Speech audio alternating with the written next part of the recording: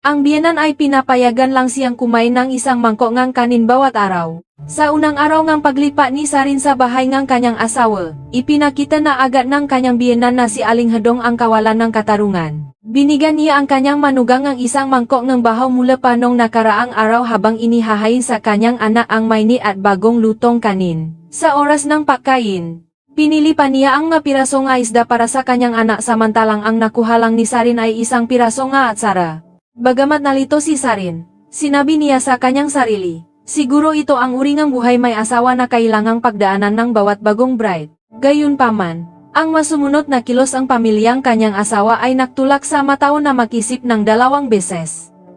Si Sarin at ang kanyang asawang si Guang ay nagtapos sa iisang universidad. Nagtagpo silang muli habang nagtatrabaho sa makaibang kumpanya at mabilis na nahulog ang loob sa isa't isa. Nagdesisyon si Sarin na gugulin ang kanyang buhay kasama ang kanyang kasintahan at hindi nagtagal ay nagpakasal na sila. Ang matamis na buhay bagong kasal ay nagbigay sa kanya ng pag-asa para sa hinaharap. Naniniwalang natakwan na niya ang tunay na pag-ibig, hindi inaasahan. Ang kanyang asawa ay naging isang immature na lalaki, na labis na umaasa sa kanyang ina. Lahat ay tunay na nasimula sa kaarawan ni Aling Hedong. Nang araw na iyon, habang abala si Sarin sa trabaho, ang kanyang telepono ay patuloy na nakatanggap ng mensahe mula sa kanyang hipa na si Mang. Pinaalalahanan siya ni Mang na bukas na ang kaarawan ng kanilang ina. Ngunit si Sarin, na isang mapaisip na tao, ay hinding-hindi makakalimot. Nakapagbook na siya ng restauran ng maaga. Gayunpaman, pahiwatig ng kanyang hipak na kung magluluto si Sarin ng isang mangkok ng saawit soup kinabukasan. Tiyak na matutuwa si Aling Hedong at nangakong tutulungan siya. Kahit na kailangan ni Sarin na gumising ng maaga para sa trabaho, pumayag pa rin siya, na gustong makuha ang pabor ng kanyang biyenan. Ang naifeng si Sarin at ang kanyang asawa ay pumunta sa bahay ng kanyang biyenan ng maaga. Dala ang isang buket ng sariwang bulaklak na nagpabanaan ng kagalakan kay Aling Hedong. Nang makita si Aling Hedong na nagbabalat ng prutas, mabilis siyang lumapit at naalok na siya na lang ang gagawa.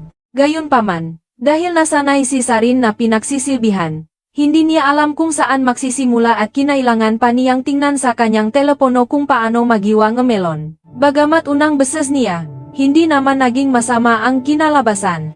Dinala ni Sarin ang plato ng hiniwang melon sa sala. Sa sandaling iyon, nakita ni Aling Hedong na pagod ang kanyang anak at agad itong inutusang mapahinga sa kanyang kwarto.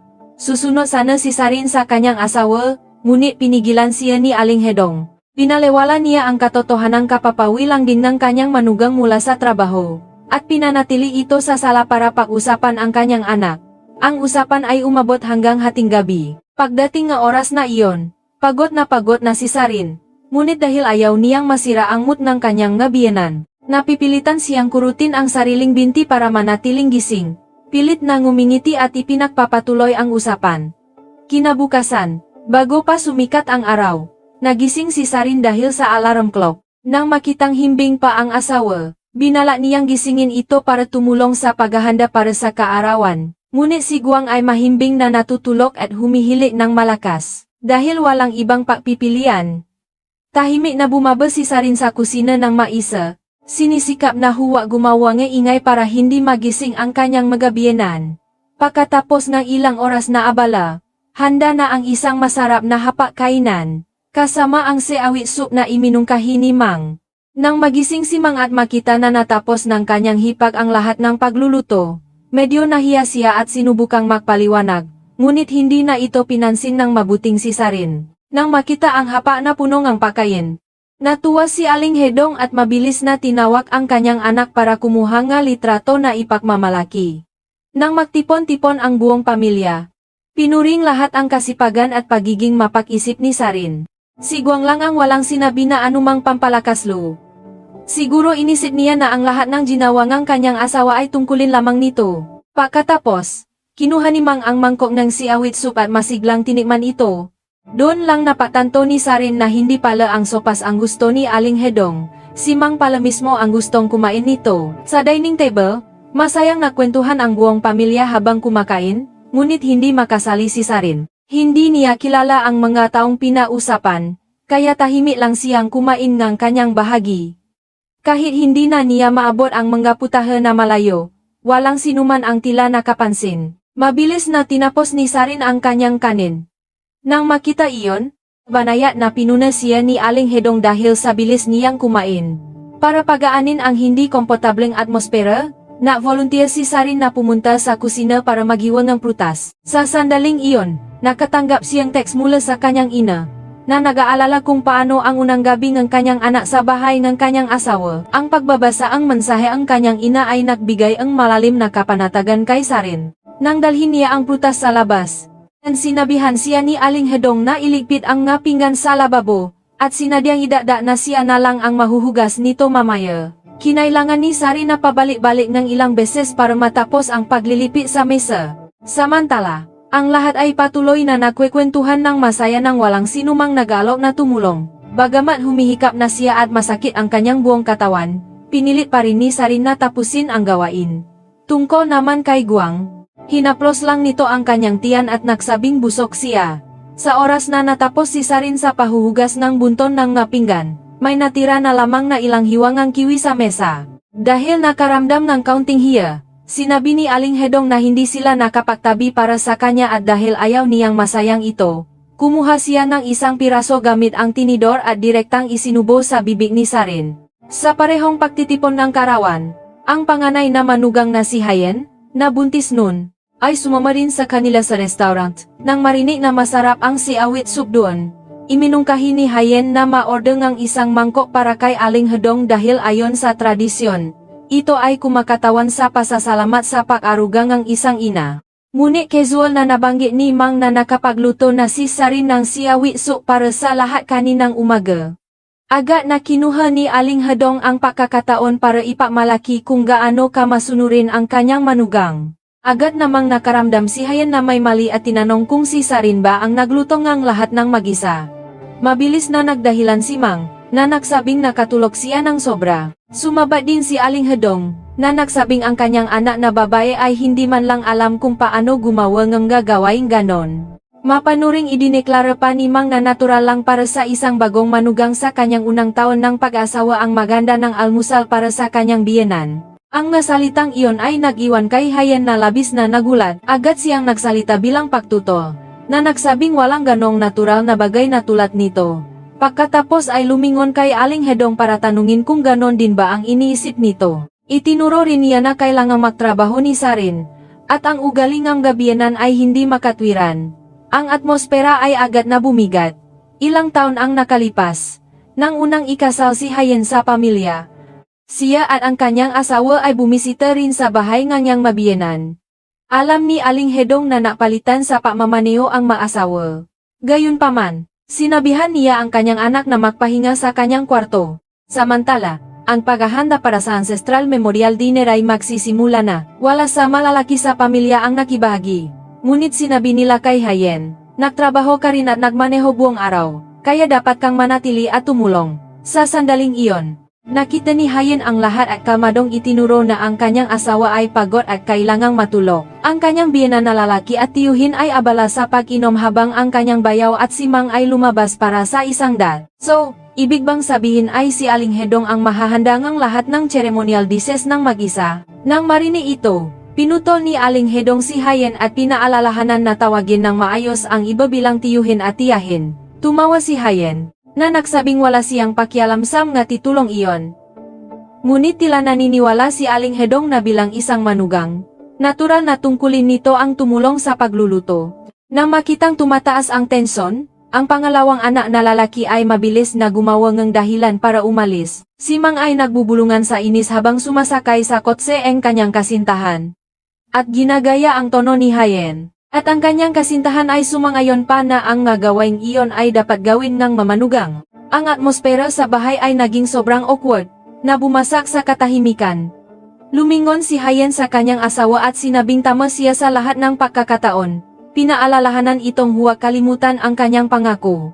Curious na nagtanong si Aling Hedong kung anong pangako iyon. Ngunit nagpaalam na lamang si Hayen at inianunsong alis na siya. Hinabol siya ni Gwen, na nagtatanong kung talaga bang balak niyang lumabas ng ganoon lang. Sumagot si Hayen na ang komprontasyong ito ay mangyayari rin sooner or later at nagtitiwala siyang kaya niya itong hawakan ng maayos. Sa pagtitipon ng lakas ng loob, Bumalik si Gwen sa kusina at sinimulang ihanda ang pagkain para sa memorial table. Nang makita ito, sinabi ng kanyang ina, "Hindi mo alam kung paano gumawa ng kahit ano. Gagawa ka lang ng gulo sa kusina." Nangatuwiran si Gwen na hindi rin alamihin kung paano gawin ang bagay na iyon. Sumagot ang kanyang ina na kung hindi alam ni Hyen, maari niya itong ituro ng step by step. Agad na sumagot si Gwen na maari rin siyang matuto ng step by step. Galit na tumayo si Namjoon at pinagalitan si Gwen, ngunit nanatili itong determinado na makipag-usap ng maayos sa kanyang mamagulang. Sinabi niya na ang paghahanda ng memorial rites ay responsibilidad ng buong pamilya at hindi dapat maging tungkulin ng mamanugang lamang at ang lahat ay dapat na makilahok ng sabay-sabay. Bago pa siya matapos mariin siyang pinagalitan ng kanyang ina, na nagsabing masyadong mapagmataas si Hyen. Nagali si Namchan, na naniniwalang ang kanyang anak ay ganap ng napasailalim ng kanyang asawa at nawalan ng dangal. Mariing sinabi ni Gwen na mahal niya si Hyen at siya na ang kanyang pamilya ngayon. Alam niyang maaring magalit ang kanyang mamagulang, ngunit bilang ulong kanyang sambahayan, kailangan niyang unahin ang pag-alaga sa sarili niyang pamilya. Inanunsyo niya na mula ngayon, sa masusunod na holiday, babalik siya sa bahay ng mag-isa. Gayunpaman, para sa makaarawan o iba pang patitipon ng pamilya, sila pa rin ni Hyen ang tutulong dahil hindi siya ang uri ng tao na babalewalain ang maobligasyon sa pamilya. Para lamang sa ancestral rites, bawat sambahayan ay hahawakan ang sarili nitong magawain. Iyon ang desisyon na maingat na pinag-usapan nilang mag-asawa. Pagbabalik sa birthday party ni Aling Hedong. Matapos magsalita si Hyen, inilipat ni Aling Hedong ang usapan sa panganganak. Tinanong niya kung plano ba ni Hyen na manganak ng natural. Sabi ng isang kamag-anak, siyempre dapat. At nagtanong kung bakit kailangan pang ang medikal na tulong. Nagdagdag si Aling Hedong na ang mabatang ipinanganak ng natural ay mas matatalino. Nagpatuloy siya sa pagdedeklara na ang kanyang anak ay hindi kayang masaksihan ang ganoong natakpo at ang isang lalaki ay dapat mag-focus sa kanyang karera. Sinabihan niya si Hyen na tawagan siya kapag nasimula na ang labo ay kontakin lang ang kanyang asawa kapag tapos na ang lahat. Sa buong oras na ito, nanahimik lang si Hyen, kalmadong kumakain at binabalewala ang napuna. Nang makitang binabalewala siya, lalong nag-insist si Aling Hedong, na iginigit na ang panganganak ay hindi nangangailangan ng presensya ng asawa. Kung makakaapekto ito sa trabaho niya, hindi matutuwa ang kanyang boss. Nakaupo sa tabi niya, natulala si Sarin na kayang sabihin ni Aling Hedong ang maganoong bagay. Sa sandaling iyon, huminga ng malalim si Hyen at kinama ang kanyang emosyon. Tumingin siya kay Aling Hedong at tinanong kung iyon ba talaga ang kanyang opinyon. Napasalamat siya sa payo, ngunit mariing sinabi na ito ay isang bagay na pag-usapan at pagdedesisyonan nilang maasawa ng makasama. Ang buong pamilya nga kanyang asawa ay natulala sa reaksyon ni Hyen. Pagkatapos na party, sa pagmamaneo pauwi, tinanong ni Sarin ang kanyang asawa tungkol sa kanyang hipak. Inilarawan ni Gwang, nagbabala rin siya kay Sarin na huwag tularan ang halimbawa ni Hyen dahil hindi gugustuhin ng kanyang ina iyon. Idinagdag ni Gwang na dahil mukhang masaya ang kanyang kapatid, nagdesisyon na ilang ang pamilya na palampasin ito. Samantala, sa kabilang kotse, si Gwen ay punong ang papuri para kay Sarin, na nagsabing siya ay masunurin at mapag-unawa. Nang marinig ito, mapaglarong tinanong ni Hyen kung ang ibig ba niyang sabihin ay isa siyang masamang babae. Mabilis na itinanggi ni Gwen, na nasabing ang ibig niyang sabihin ay ang dalawa ay magkaiba lang talaga. Binanggit ni Hyen ang tsuza nung nakaraang taon nung nasa trial period pa siya bilang manugang. Sabi niya na kung hindi siya kumawalan nun, magiging kahila-hilabot ang mga bagay-bagay. Malinaw na hindi pa rin malimutan ni Hyen ang karanasang iyon sa bahay ng kanyang ngabiyanan. Kinabukasan ng gabi, pumunta muli si Sarin at Gwang sa bahay ng kanyang nga magulang para maghapunan. Sa pagkakataong ito, si Aling Hedong ang nagluluto. Ipinagpatuloy niya ang pagpapakita ng paboritismo sa pamamagitan ng paghahain sa mga lalaki ng bagong lutong kanin habang binibigyan si Sarin ng matira mula sa nakaraang araw. Sa mesa, inabutan ni Sarin si Aling Hedong ng isang shopping gift card. Mabilis na tinanggap ito ng matandang babae habang nakukunwaring magalang, na nagsasabing hindi na kailangan ang ganong makilos sa susunod. Nang maghay ng pagkain, ibinigay niya ang isda at karne sa kanyang anak, ngunit kumuhang ang isang piraso nga atsara para kay Sarin, na nagsabing ang pagkain ng maasim ay nakakatulong para magbuntis ng anak na lalaki. Pagkatapos maghapunan, Inilabas ni Sarin ang isang dessert na binili niya para ibahagi sa lahat. Gayunpaman, pinagalitan siya ni Aling Hedong dahil sa pagiging magastos at hindi alam kung paano humawak ng pera. Sa sandaling iyon, sumaba si Guang para ipagtanggol ang kanyang asawa. Sinabi niya na si Sarin ay may mas mabigat na workload kaysa sa kanya at kumikita rin siya ng malaki. Nang banggitin ni Sarin na kailangan niyang umalis para sa isang 4-day business trip, agad na ipinahaya ni Aling Hedong ang kanyang hindi paksang-ayon. Tinanong niya kung sino ang mag-aalaga sa pagkain ng kanyang anak habang wala siya, na nasabing ang isang babaeng may asawa ay hindi dapat na bibiyahe para sa trabaho ng ganon katagal at sinabihan itong humanap ng dahilan para tanggihan ang biyahe. Kinailangan pang ipaliwanag ni Guang na ang kumpanyang napapadala kay Sarin sa isang business trip ay patunay ng kanyang kakayahan. Sinabihan din siyang kanyang ama na maging mapag-unawa kay Aling Hedong dahil hindi pa siya kailanman nagtrabaho. Pagkatapos noon, iminungkahi ng biyenan na bumalik muna si Guang sa bahay sa loob ng ilang araw habang wala ang kanyang asawa. Ang nga salitang iyon ay napabigat ng husto sa kalooban ni Sarin. Matapos umalis ning mag-asawa, sa wakas ay ibinunya ni Aling Hedong ang tunay na dahilan. Nag-alala siya dahil ang kanyang anak, sa kabilang ang pagtatrabaho ng maraming taon, ay hindi man lang nakaranas ng business trip. Natakot siya na kung ang kanyang manugang ay masisimulang kumita ng mas malaking pera, hahamakin ang kanyang anak. Iyon ang dahilan kung bakit gusto niyang bigyan ng presyo si Sarin. Isang maulang umaga, binala ni Sarin na manatili sa bahay at magpahinga kasama ang kanyang asawa. Ngunit biglang inanunsyo ni Guang na Memorial Day ng kanyang lolo. Nakataong parehong araw ng kaarawan ng isa pang bata. Kaswal niya lang sinabi kay Sarin na pumunta muna sa bahay ng kanyang magulang para tumulong sa paghahanda, na nagsabing hindi naman siya makakulong dahil hindi pa siya kailanman gumawa ng gawaing bahay. Nahanap ni Sarin na nakakatawa ang dahilan na ito. Tinanong niya kung sinabi ba nitong tinutulungan niya siya. Itinuro niya na hindi pa niya nakikilala ang lolo na pinararangalan, kaya technically siya ang tumutulong sa kanya. Ngunit hindi iyon ang nakita ni Guang. Habang naghahanda para umalis, nainis pa rin si Sarin. Nangako naman si Guang na pagdating nila, wala siyang kailangang gawin. Siya na ang tutulong sa kanya. Nang marinig iyon, sa wakas ay kumalma si Sarin at sumama sa kanya. Ngunit mabilis na nagbago ang lahat. Pagbati pa lang niya sa lahat at pagupo, hinila na siya ni Aling Hedong sa kusina at inabutan ng apron na inihanda na pala nito. Sa pagkakataong ito, magtutupi sana ngang bangga si Guang para tumulong. Ngunit agad siyang pinigilan ng kanyang ina. Sinabihan siyang lumabas at inutusang huwag hayaang gumawa ng gawaing bahay ang kanyang asawa. Mukhang nahiya si Guang habang si Sarin, bagamat labis na hindi komportable sa loob ay nanahimik na lamang at sumunod. Samantala, ang malalaki sa pamilya ay nakaupo habang uminom ng tsa at naghihintay ng pagkain. Nang makita ang hindi mapakaling ekspresyon ni Sarin, binalaan siya ni Aling Hedong na kung hindi niya gagawin ng mayos ang nga bagay, kailangan niya itong ulitin. Sinasadya pa nitong ipinahaya kung gaano kasimple ang nga bagay kung naroon lang ang panganay na manugang.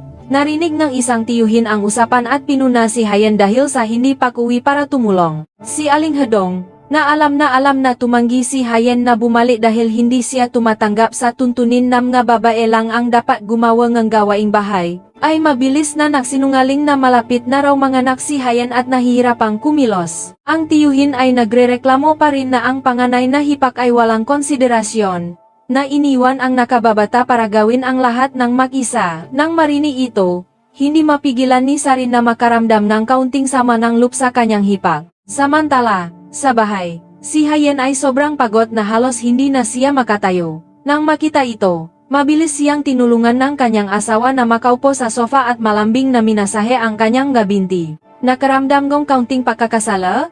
Tinanong ni Hayan kung dapat ba silang pumunta para tumulong, ngunit agad na tumanggi si Guan, na nagsabing kung hindi sila pupunta para sa holiday, wala nang kailangang puntahan para sa memorial rites. Sinabi na niya sa pamilya na ang kanilang baby ay maaaring dumating sa anumang sandali. Matapos ang mahaba at nakakapagod na araw, sa wakas ay natapos ang seremonya. Pauwi, nagaway si Sarin at ang kanyang asawa tungkol sa nangyari. Hindi niya maintindihan kung bakit umiwas ito sa anumang gawaing bahay. Ipinaliwanag ni Guang na dahil hindi pa siya kailanman tumulong dati. Kung bigla siyang gagawa ngayon, iisipin ng kanyang ina na naimpluwensyahan siya ni Sarin. Iginiit pa niya na sa hindi pagawang anuman, Tinutulungan niya ang kanyang asawa para hindi siya kamuhian ni Aling Hedong. Hindi makapaniwala si Sarin na ang lalaking mahal niya ay hindi lang nabigong protektahan siya, kundi sinisipa siya dahil sa pagiging unfair. Galit na galit, binuksan niya ang pinto ng kotse at naglakad palayo. Pumunta siya sa isang cafe, umorder ngang 2 inumin. Umaasang susundan siya ngang asawa, ngunit hindi siya sinundan nito. Sa sandaling iyon, tumawag si Hayen. Sabi niya mayroon siyang 2 musical tickets na hindi niya magagamit at gusto niyang ibigay kay Sarin. Nainis pa rin, maling inintindi ito ni Sarin. Iniisip na nakaramdam ng pakakasala si Hayen dahil sa hindi pagtulong kanina at nagalok nito bilang paumanhin. Sinabi niya sa kanyang hipak na hindi na kailangang gawin iyon. Pansamantalang natulala si Hayen. Napaktantong nainis si Sarin, marahil dahil naniniwalang sadyang umiwas siya.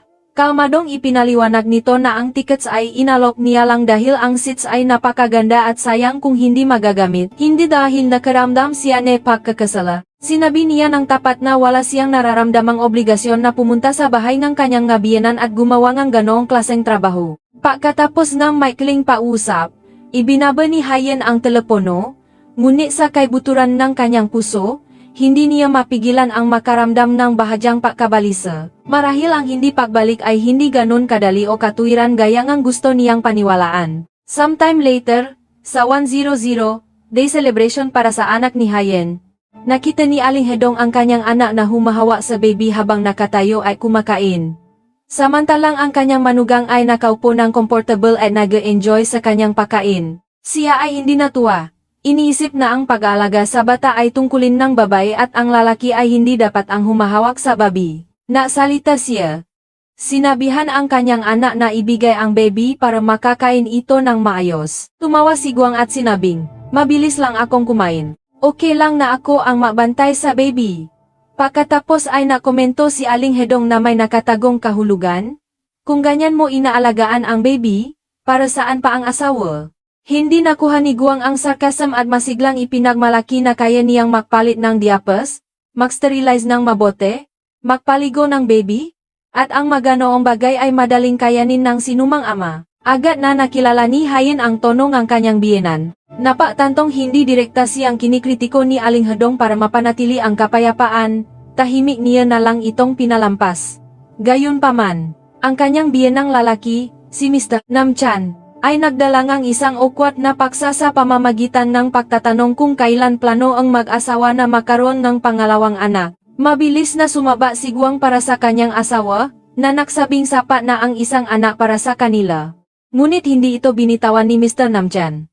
Iginigit na dapat silang magkaroon ng anak na lalaki para magpatuloy sa linya ng pamilya.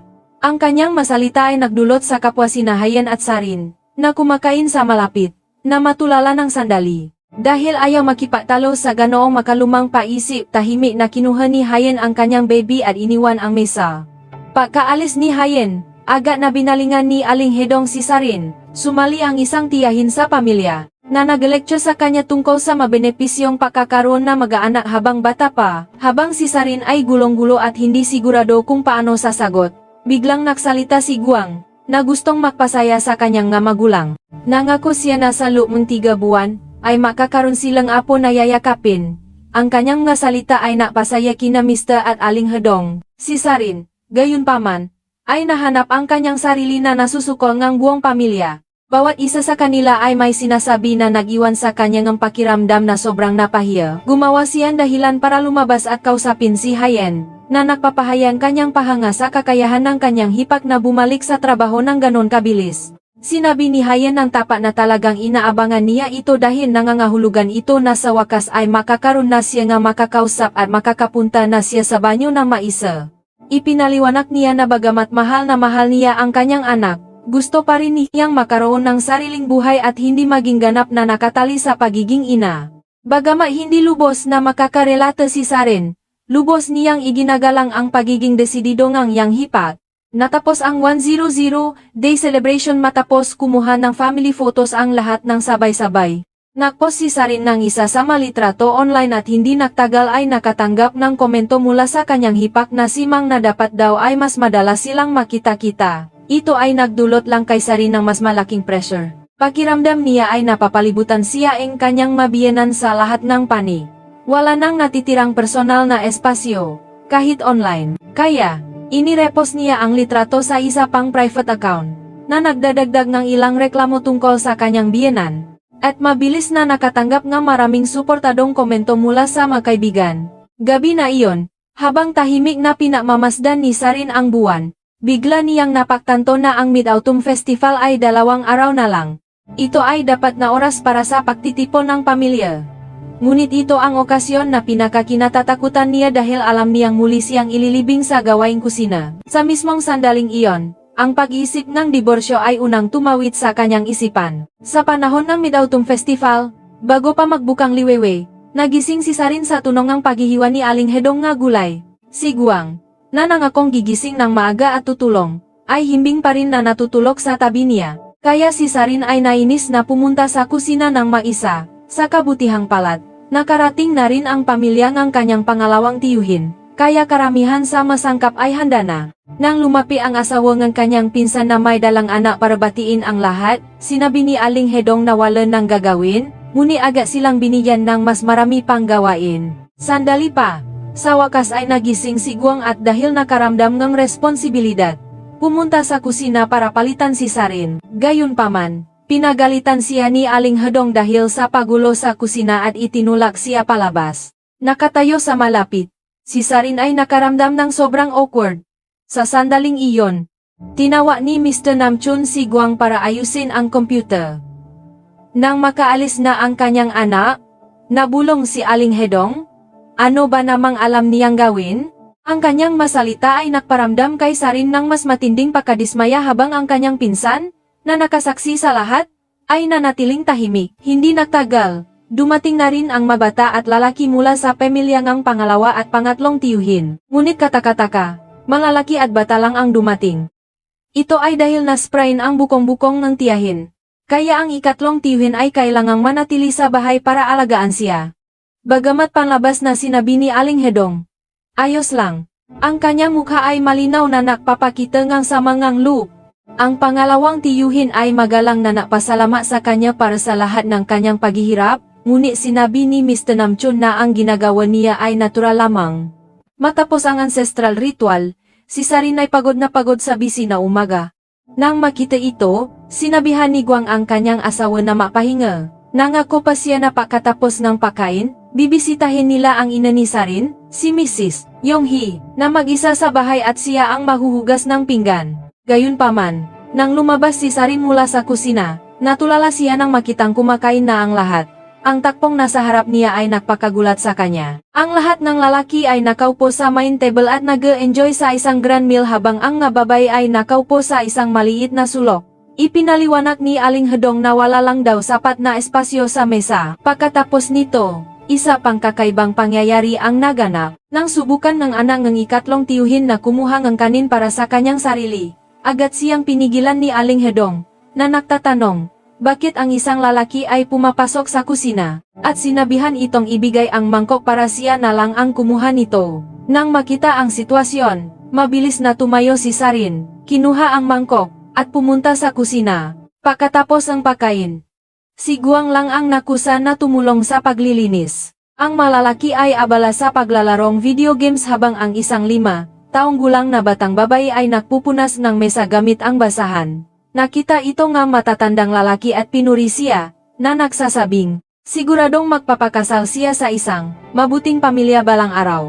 Nang marinig iyon, naisip ngang inangang bata ang sarili niyang asawa na hindi man lang tumutulong sa bahay, at bigla siyang sumabog, umalis ng walang imik, hinihila ang kanyang anak at tinatawagan ang kanyang asawa para umuwi na sila. Sa sandaling iyon, bumalik si Aling Hedong at nagulat na makita si Guang na nahuhugas ang pinggan sa kusina. Agad niyang itinaas ang kanyang boses kay Sarin. Pinagalitan ito dahil sa pagpapaabot ng langis at grasas sa kamay ng kanyang mahal na anak. Gusto lang ni Sarin na matapos agad para mabisita ang kanyang ina. Pero sakto namang dumating ang pamilya ni Mang. Nang makita ang kanyang manugang na si Cholo, ang mukha ni Aling Hedong ay nagliwanag sa tuwa, at agad siyang naksignal kay Sarin na paksibihan sila. Ang lalong nagpainis kay Sarin ay si Guang, na nangakong bibisitahin ang kanyang biyenan. ay nakaupo na ngayon ng komportable habang nanonood ng sports kasama ang kanyang bayaw. Nang matapos na ni Sarin ang lahat ng gawaing bahay, at alis na ang maasawa, nagsimula na namang magreklamo si Aling Hedong. Sabi niya na kung talagang gustong bisitahin ni Sarin ang kanyang ina, dapat ginawa niya ito isang linggo ng mas maaga. Sa panahon ng holiday, dapat ay manatili siya at makipagtipon sa pamilya ang kanyang asawa. Ang kanyang masalita ay nag-iwan kay Sarin na hindi makapagsalita. Mabilis na sinubukang pagaanin ni Guang ang tensyon, na nagsasabing na bibiro lang ang kanyang ina. Doon lang pinayagan ni Aling Hedong ang maasawa na umalis. Pauwi, si Sarin ay nanatiling tahimik at malungkot. Ang kanyang katawan ay sobrang pagod na pakiramdam niya ay makakasakit siya. Hindi man lang napansin ni Guang. Patuloy siya sa pagsasalita tungkol sa kung gaano kasarap ang luto ni Mrs. Yumi. Nang makitang mukhang hindi maayos ang pakiramdam ganyang asawa, kaswal niyang tinanong kung may sakit ba itong yulo. Pagkatapos ay walang pakundangang idinagdag na tila wala naman daw itong masyadong ginawa ngayong araw. Anyway, nang makarating sila sa bahay, bumagsak si Sarin sa kama, nainis pa rin sa lahat ng kawalang katarungan. Sakto namang tumawag si Aling Hedong. Pinapapunta ang mag-asawa para sa hapunan. Hindi pa rin napatanto ni Guang kung gaano kapagod ang kanyang asawa. Tinanong niya kung gusto ba nitong bumalik, ngunit sinabi ni Sarin na pagod na siya at gusto na lang mapahinga sa bahay. Gayunpaman, dahil ayaw niyang biguin ang kanyang ina, iginiit ni Guang na dapat silang pumunta. Tumutol si Sarin, na nagsabing kung babalik sila, magluluto na naman siya. Nagaway ang dalawa at sa wakas ay hindi na napigilan ni Sarin ang kanyang sarili. Kinompronta niya ang kanyang asawa. Tinatanong kung sigurado ba itong wala na siyang gagawin kung pupunta sila. Tinanong niya, ano ang pagkakaiba ng manugang na babae sa manugang na lalaki? At bakit kailangan ko ring pasilbihan si Chosu? Binalawala lang ito ni Guang, na nagsabing, hindi naman iyon ganun kahirap ngayong araw. Sumagot si Sarin, na nagtatanong kung pagbalik nila, si Cholu ba ang magluluto para sa kanila? Galit na sinabihan siya ni Guang na kung ayaw niyang pumunta. Di fine. Lumabas siya. Inisip, pagluluto lang ang pagkain yan. Ano bang big deal? Sa kanyang pabalik sa bahay ang kanyang magulang, naisip ni Guang kung paano hindi nakarating ang kanyang tiyahin at kung paano nagirap ang kanyang ina buong araw. Pinunasan ang isang luha. Bigla siyang nakaramdam ng awa para sa kanya, ngunit nakalimutan niya ng lubos na si Sarin, na pagod din buong araw, ay mag-isa na ngayon sa bahay na may mataas na lagnat, hirap na bumangon, nahanap siya ang gamot at aksidenteng nakita ang kanilang wedding video. Dun, siya ay nakangiti ng maliwanag punong pag-asa para sa buhay may asawa. Nang dumating si Guang sa bahay kanyang magulang, nakasalubong niya si Mang, na lumabas para maglakad. Agad na nahulaan ni Mang na nagawi sila ni Sarin. Tinanong ni Guang kung bakit wala ito sa bahay ng niyang asawa. Ang reaksyon ni Mang ay matalim, tinanong siya, nababalik ka na ba? Idinada niya na dahil bumalik si Guang, ang kanyang asawa ay tiyak na pipilitin na siyang bumalik sa bahay ng niyang nabiyanan. Binalaan siya ni Mang na huwa nang bumalik sa maganitong klaseng araw. Natulala si Guang, hindi niya inaasahan na ang kanyang kapatid ay mag-iisip ngang pareho gaya ni Sarin. Samantala, sa itaas, si Aling Hedong, na nakaramdam ng pagod, ay magpapahinga na sana. Pagkarinig na hindi darating si Sarin, sinabihan niya ang kanyang asawa, si Mr. Namchun, na mag-ora na lang ang pagkain sa labas. Agad na tumanggi si Mr. Namchun, na nasabing ang pagkain sa labas ay hindi malinis at hindi masustansya. At sinabihan siya na magluto na lang ilang simpleng mixed dishes sa halip. Sa puntong iyon, sa wakas ay sumabog si Aling Hedong. Nagreklamo siya na alam ang kanyang asawa na ginugol niya ang buong araw sa paghahanda ng gaalay. Ngunit hindi man lang iminungkahi ang kumain sa labas ng mas maaga. Galit na galit, lumabas siya para maglakad. Nang pumasok si Guang sa bahay, nakita niya ang kanyang ama na nakaupo habang nanonood ng TV. Wala sa kanila ang marunong magluto. Tinanong ni Guang kung bakit hindi siya sumama sa paglalakad kasama ang kanyang ina. Si Mr. Namchun ay nagreklamo. Kinikritika ang kanyang asawa dahil sa kagustuhang kumain sa labas gayong marami naman ng pagkain sa bahay. Ipinatanggol ni Guang ang kanyang ina, na nagsabing pagod na ito buong araw at walang masama sa pagkain sa labas. Sumagot si Mr. Namchun na dapat ay dinala ni Guang si Sarin pabalik kasama niya. Nawalan ng pasensya si Guang. Tinanong kung ang tanging layunin ba ang kanyang asawa ay maglutong kang pakain, na nagbubulong na ang pagluluto ay hindi naman pala big deal. Umalis din siya. Sa TV, may nagpe-play na balita tungkol sa tumatas na breakup rates sa mga Korean couples, isang numero na laging tumatas tuwing holiday. Habang bumababa siya, aksidenteng narinig ni Guang ang pag-away nina Mang at Cholu. Gusto ni Cholu na bumalik ang kanyang asawa sa bahay nito para tumulong sa kanyang ina, ngunit mariing tumanggi si Mang, na nagsasabing sa tuwing pumupunta siya, nauwi siya sa sobrang kapaguran. Sabi ni Cholu na ang Mid-Autumn Festival ay dumarating lang isang beses sa isang taon. Ngunit agad na inisa-isa ni Mang ang isang serye ng iba pang once-a-year events gaya ng Karawan ng mga Magulang, Parents Day, Kimchi Making Day, at Ancestral Memorials. Sabi niya hindi na niya kaya at iminungkahi na tapusin na lang ang lahat. Sakto namang bumalik si Aling Hedong sa bahay. Nagulat siya nang masaksihan ang kanyang manugang na si Cholu na hindi mayos ang pag-ugali kay Mang.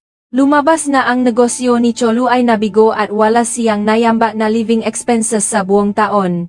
Nanatili lang siya sa bahay na naglalarong video games habang nababaon sa utang. Lahat ng gastos sa bahay ay sinagot ni Mang. Gayunpaman, sa tuwing pumupunta siya sa bahay ng kanyang ngabiyenan, tinatrato pa rin siya na parang alipin. Si Aling Hedong ay tumangging makinig sa anumang paliwanag mula kay Cholu. Mabilis siyang kumilos para protektahan ang kanyang anak at dinala si Mang Pawi. Pagkarating nila, pinagalitan sila ni Mr. Namchun dahil sa pag-uwi ng gabi. Hinila ni Aling Hedong ang kanyang anak sa kwarto. Sa wakas ay ipinatapat ni Mang ang lahat. Ang nabigong negosyo, ang utang, ang mortgaged na bahay, at kung paano nagbago si Cholu. Umiyak, sinabi niya na ang lahat sa paligid niya ay patuloy na nagsasabi sa kanya na tiisin lang ito. Ngunit hindi niya maintindihan kung paano nakakapamuhay ang matao ng ganon. Sa labas, narinig ni Mr. Namchun ang lahat ang nakaramdam ng matinding sakit. Pagbalik sa kanyang kwarto, naisip ni Aling Hedong kung paano tinrato ng masama ang kanyang anak ng pamilya ng kanyang asawa at biglang napatanto na ganap niya rin tinrato si Sarin sa parehong paraan. Nagsimula siyang tanungin ang sarili. Iniisip kung naging isang kakilakilabot ba siyang biyenan. Bagamat sinubukan niyang kumbinsihin ang sarili na siya ay isang mabuting tao. Sa wakas ay nagdesisyon siyang magpadala ng mensahe kay Sarin. Sa sandaling iyon, si Sarin ay nakaupo sa isang cafe. Nakatanggap siya ng text mula kay Aling Hedong na isang paumanhin dahil sa pagpapagawa sa kanya ng mahirap na trabaho noong una niyang holiday kasama ang pamilya. Na nagsasabing pinapunta niya ito para sa hapunan dahil naalala siya na baka pagod ito at sinabihang mapahinga ng mayos. Tungkol naman kay Guang, nang bumalik siya sa bahay, hindi niya nakita ang kanyang asawa kahit saan. Ang TV lang ang nagbe-play ng kanilang wedding video. Na makita ang maliwanag na ngiti ni Sarin nun, kasama ang shock sa nangyari kay Mang, siya ay napuno ng pagkakasala dahil sa hindi pa unawa sa kanyang asawa ng mas mabuti. Agad siyang pumunta sa cafe para hanapin ito. Pagdating doon, si Sarin ay ganap na nawalan ng gana at inilabas ang lahat ng frustration na matagal na niyang kinikimkim. Tinanong niya kung bakit kailangan niyang pagsilbihan si Cholu at bakit sinabi ni Aling Hedong na dapat ay binisita niya ang kanyang ina isang linggo nang mas maaga gayong siya ay nag-iisang anak. Natulala si Guang. Hindi niya kailanman napagtanto kung gaano karami ang tinis nito at tanging paumanhin lang ang naibulong. Gayunpaman, hindi pa rin niya lubos na naintindihan ang sitwasyon. Binalingan niya si Sarin, tinanong kung bakit hindi niya sinabi ang lahat na ito nung nga oras na iyon. Sumagot si Sarin, na natatanong kung paano niya posibleng masabi ang ganon sa ganong sitwasyon. Iginiit ni Guang kung bakit hindi. Sa huli, huminga siyang frustration, na nagsasabing walang nagbago sa pagitan nila, pagkatapos ay tinanong kung ano ba talaga ang gusto niyang gawin niya. Hindi niya mababago ang kanyang ina. Ang kanyang masalita ay naiwan kay Sarin na ganap na tahimik. Tahimik niyang binanggit na mas naging mayos ang lahat nung sila ay nagmamahalan pa dahil nun ang lahat ng inaalala nila ay ang isa't isa. Ang away ay natapos ng walang resolusyon. Paglabas niya nga Jaffe, si Sarin ay nakaramdam nagapagsisisi sa pagpapakasal. Sana ay mag-isa na lang siya. Kinabukasan, nagdesisyon si Sarin na kumuha naga leave of absence, nang hindi nagsasabi sa kahit sino. Nagbiyahe siya ng mag-isa. Nag-iwan siya ng sulat para kay Guang, na nagsasabing kailangan niya ng tahimik na oras para mag-isip at umasang magre-reflect din ito sa kanilang sitwasyon para magkaroon sila ng mayos na pag-usap pagbalik niya. Galit na itinapon ni Guang ang sulat. Naniniwala pa rin siya na ang kanyang asawa na gumagawa ng gawaing bahay at nag-aalaga sa kanyang mga magulang ay natural lang dahil lumaki siya sa isang tradisyonal na pamilya. Pumunta siya kahit saan para hanapin si Sarin. Ngunit hindi siya mahanap. Nang makarating siya sa pinagtatrabahuan nito, narinig niya ang makatrabaho nito na nag-usap tungkol sa kung gaano ito naging malungkot simula ng ikasal. Nakilala ang isa sa kanila si Guang. Nilapitan siya, at sinabi ang lahat ng pinagdaanan ni Sarin. Pagbalik sa bahay, si Guang ay naupo sa isang sulok na umiinom para pagaanin ang kanyang frustration. Naalala niya ang sinabi ng katrabaho ni Sarin na kailangan nitong mag-overtime, mag-business trips, at bumalik pa rin sa bahay ng kanyang gabianan tuwing holiday para gawin ang lahat. Naalala rin niya ang minsan na pagsasabi ni Sarin na pagod na siya sa trabaho. Gayunpaman kailangan pa ring maglinis para sa iba. Sa wakas ay napatanto ni Guang na nabigo siya bilang asawa. Hindi man lang niya naalagaan ang kanyang asawa gayang ginawang nga katrabaho nito. Kinabukasan, tumawag si Aling Hedong para itanong kung bakit hindi niya matawagan si Sarin. Mabilis na nagsinungaling si Guang, na nagsabing natutulog si Sarin at tatawag na lang mamaya. Nang tumayo siya para kumuha ng tubig, aksidenteng nakita niya ang agreement na minsan nilang sinulat ni Sarin ng makasama. Tumawa siya ng mapait, napagtantong hindi man lang niya nasunod ang kahit isang tuntunin doon. Sa paglingon sa magulong sala, sa wakas ay tinanggap ni Guang na totoong umalis na si Sarin, kaya sinimulan niyang maglinis ng mag-isa. Ang pag-alis na ito ay tuluyang gumising sa kanya. Naalala niya ang masalita nito at napagtanto na ang lahat ng kanyang ipinagwalang bahala ay hindi man lang obligasyon ni Sarin. Sa pagtitipon ng lakas ng loob, nagdesisyon si Guang na ituwid ang mga bagay-bagay. Nadala siya ng tsake sa bahay ng kanyang mga magulang at matapat na sinabi sa kanila na dahil ginugol ni Sarin ang Mid-Autumn Festival kasama ang kanyang pamilya, pupunta sila sa bahay ng kanyang ina, si Mrs. Yonghee, para sa paparating na Lunar New Year. Si Mr. at Aling Hedong ay kapwa nagulat. Agad silang naginala na si Sarin ang nagudyok sa kanya. Mabilis na ipinaliwanag ni Guang, ito ay sarili kong desisyon. Dahil ang holiday ay dapat na ibahagi ng pantay sa pagitan ng asawa at asawa. Nang marinig iyon, si Aling Hedong ay naging halatang nairita. Nagreklamo siya na ang makabataan ngayon ay gusto na ang lahat ay maging perpektong pantay. Sumabat siya. Tinatanong kung ibig bang sabihin nito ay ang masweldo at bahay ay dapat din nahatiin sa dalawa. Kinontra ni Guang na dahil si Sarin ang laging nagpaparaya at nagtitiis sa lahat. Galit na galit, sinabi ni Aling Hedong na pagod na siya sa kanyang nga anak, lalo na ang isa sa kanila ay nag-usap na tungkol sa paghihiwalay. Curious. Tinanong ni Guang kung sino ang napaplanong maghiwalay. Ngunit hindi napaliwanag si Aling Hedong. Sinabi lang niya na gusto niya ang kanyang nga anak na mamuhay ng mayos. Si Guang ay tumayo na parang na-freeze. Naalala kung paano niya minsan pinagtawanan ang kanyang kuya dahil sa pakikipagtalo sa kanilang mga magulang para sa kanyang asawa. At ngayon siya mismo ang napapagalit sa kanyang nga magulang. Nakaramdam ng pakakasira ng loob. Lumingon siya para umalis at nakasalubong si Mang, na nakatayo sa tabi ng pinto, na umiiyak ng walang kontrol.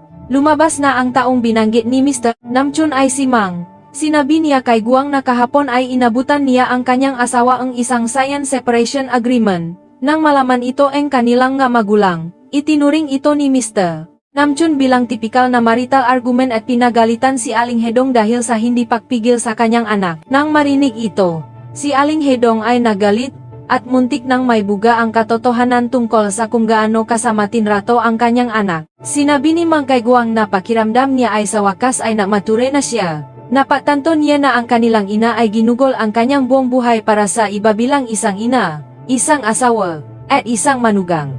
Habang nakakalimutang mamuhay para sa sarili, napatanto ni Mang na bago tuparin ang lahat ng natungkuling iyon, ang pinakamahalagang bagay ay mamuhay ng maayos sa sariling buhay at ang paggawa ng tungkulin ay hindi kinakailangang magdulot ng kaligayahan. Matapos marinig ang masalitang kanyang kapatid, hindi na naniwala si Guang na ang gawaing bahay ni Sarin at ang paalaga sa pamilya ay mabagay na dapat ipawalang bahala. Nagdesisyon siyang hanapin ito. Matapos magtanong-tanong, nalaman niyang pumunta si Sarin sa resort na lagi niyang gustong bisitahin. Agad siyang nagmaneho doon para hanapin ito. Samantala, si Sarin ay nasa Jeju.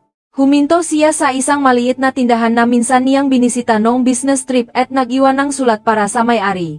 Pagkatapos ay naglakad siya ng mag-isa sa tabing dagat, na nagre-reflect kung bakit lagi niyang pinipilit ang sarili na gumawa ng mabagay na hindi niya gusto. Nang makarating siya sa sangandaan, napansin niya ang dalawang tasangang kape na nakalagay sa isang stone pillar at nakita si Guang na paalis na. Ang dalawa ay naupo para mag-usap. Inamin ni Guang na sa unang pagkakataon simula ng kanilang pag-asawa. Sinubukan niyang makita ang mga bagay mula sa perspektibo ni Sarin. Sinabi niyang sa wakas ay naintindihan niya na ang mga bagay na nakikita niya noon bilang natural ay hindi kailanman naging natural.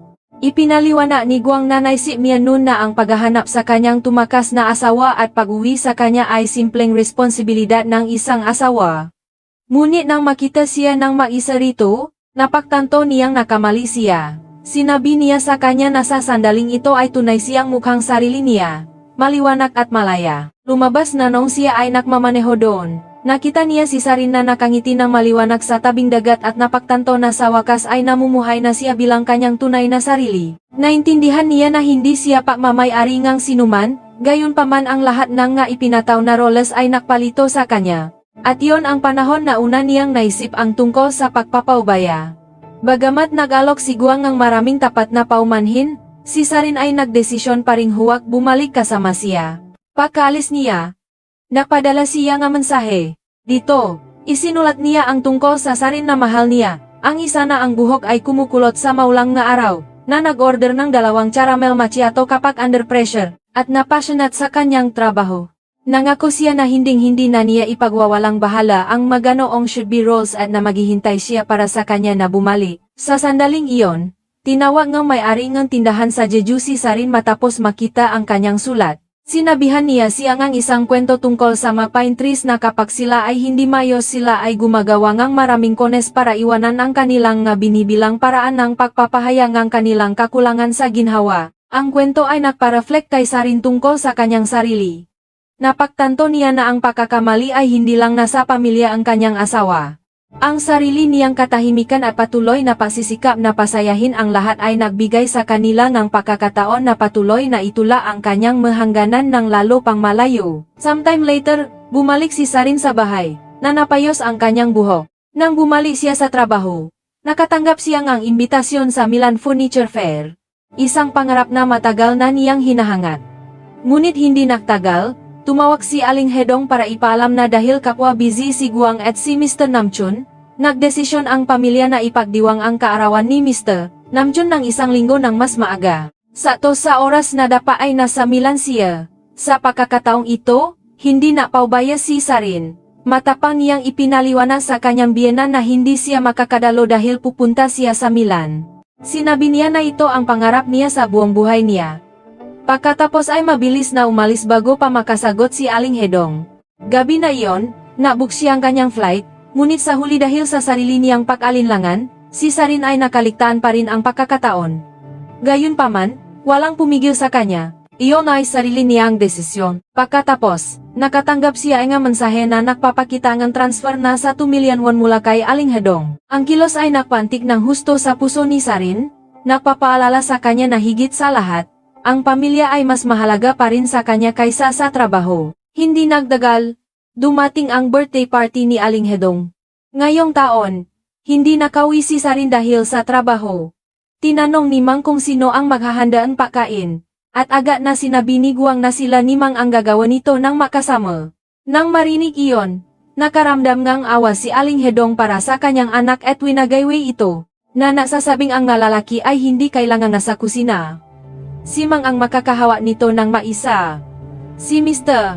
Namjoon ay nagsalita, na nagsasabing hindi naman ito ganon kahalagang okasyon na kailangan pangguluhin ang mga busy na anak. Kinabukasan bago sumikat ang araw, si Aling Hedong ay kinailangang gumising ng maga para magluto ng seawit soup para sa kanyang sarili.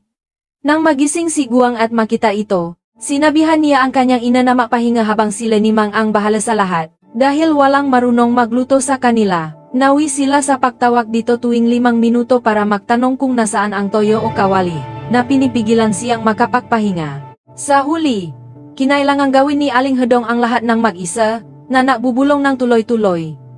Kung nandito lang sana si Sarin, mas magiging madali ang lahat. Sa mismong sandaling iyon, nakatanggap si Sarin ng mensahe mula sa kanyang biyenan habang nasa trabaho. Sinabihan siya ni Aling Hedong na mag-focus sa kanyang trabaho at na mula ngayon, hindi na niya kailangang maganda nga birthday party. Agad na naramdaman ni Sarin ang banaya na pasawe sa liko ng mga salitang iyon. Sa dinapati, dumating ng late si Hayen at ang kanyang asawa.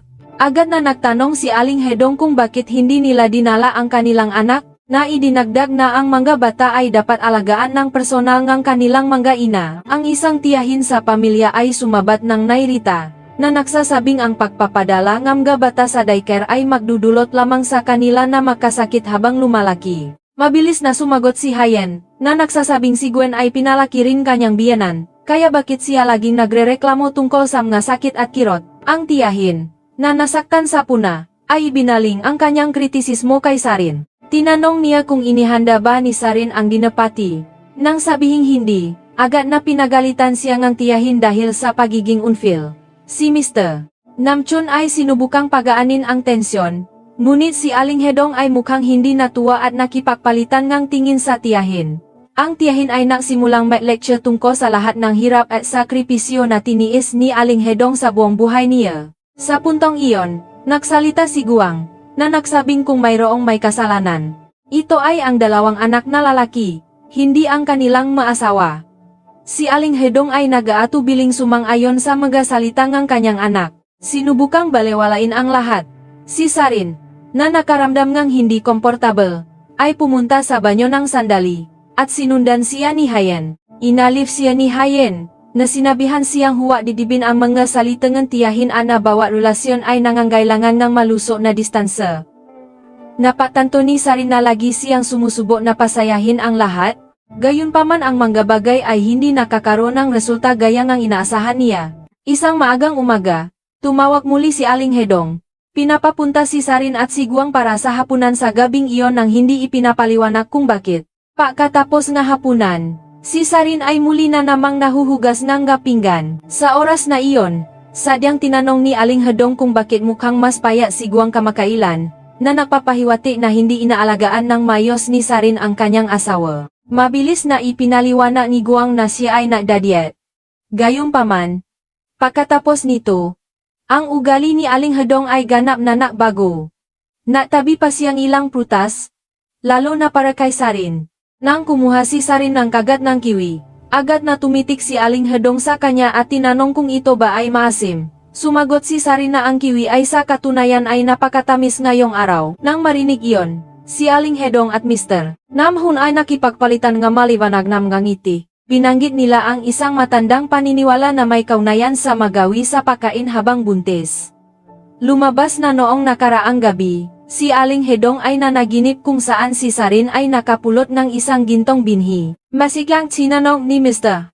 Namchun kung ibig bang sabihin nito ay makakaroon na silang apo.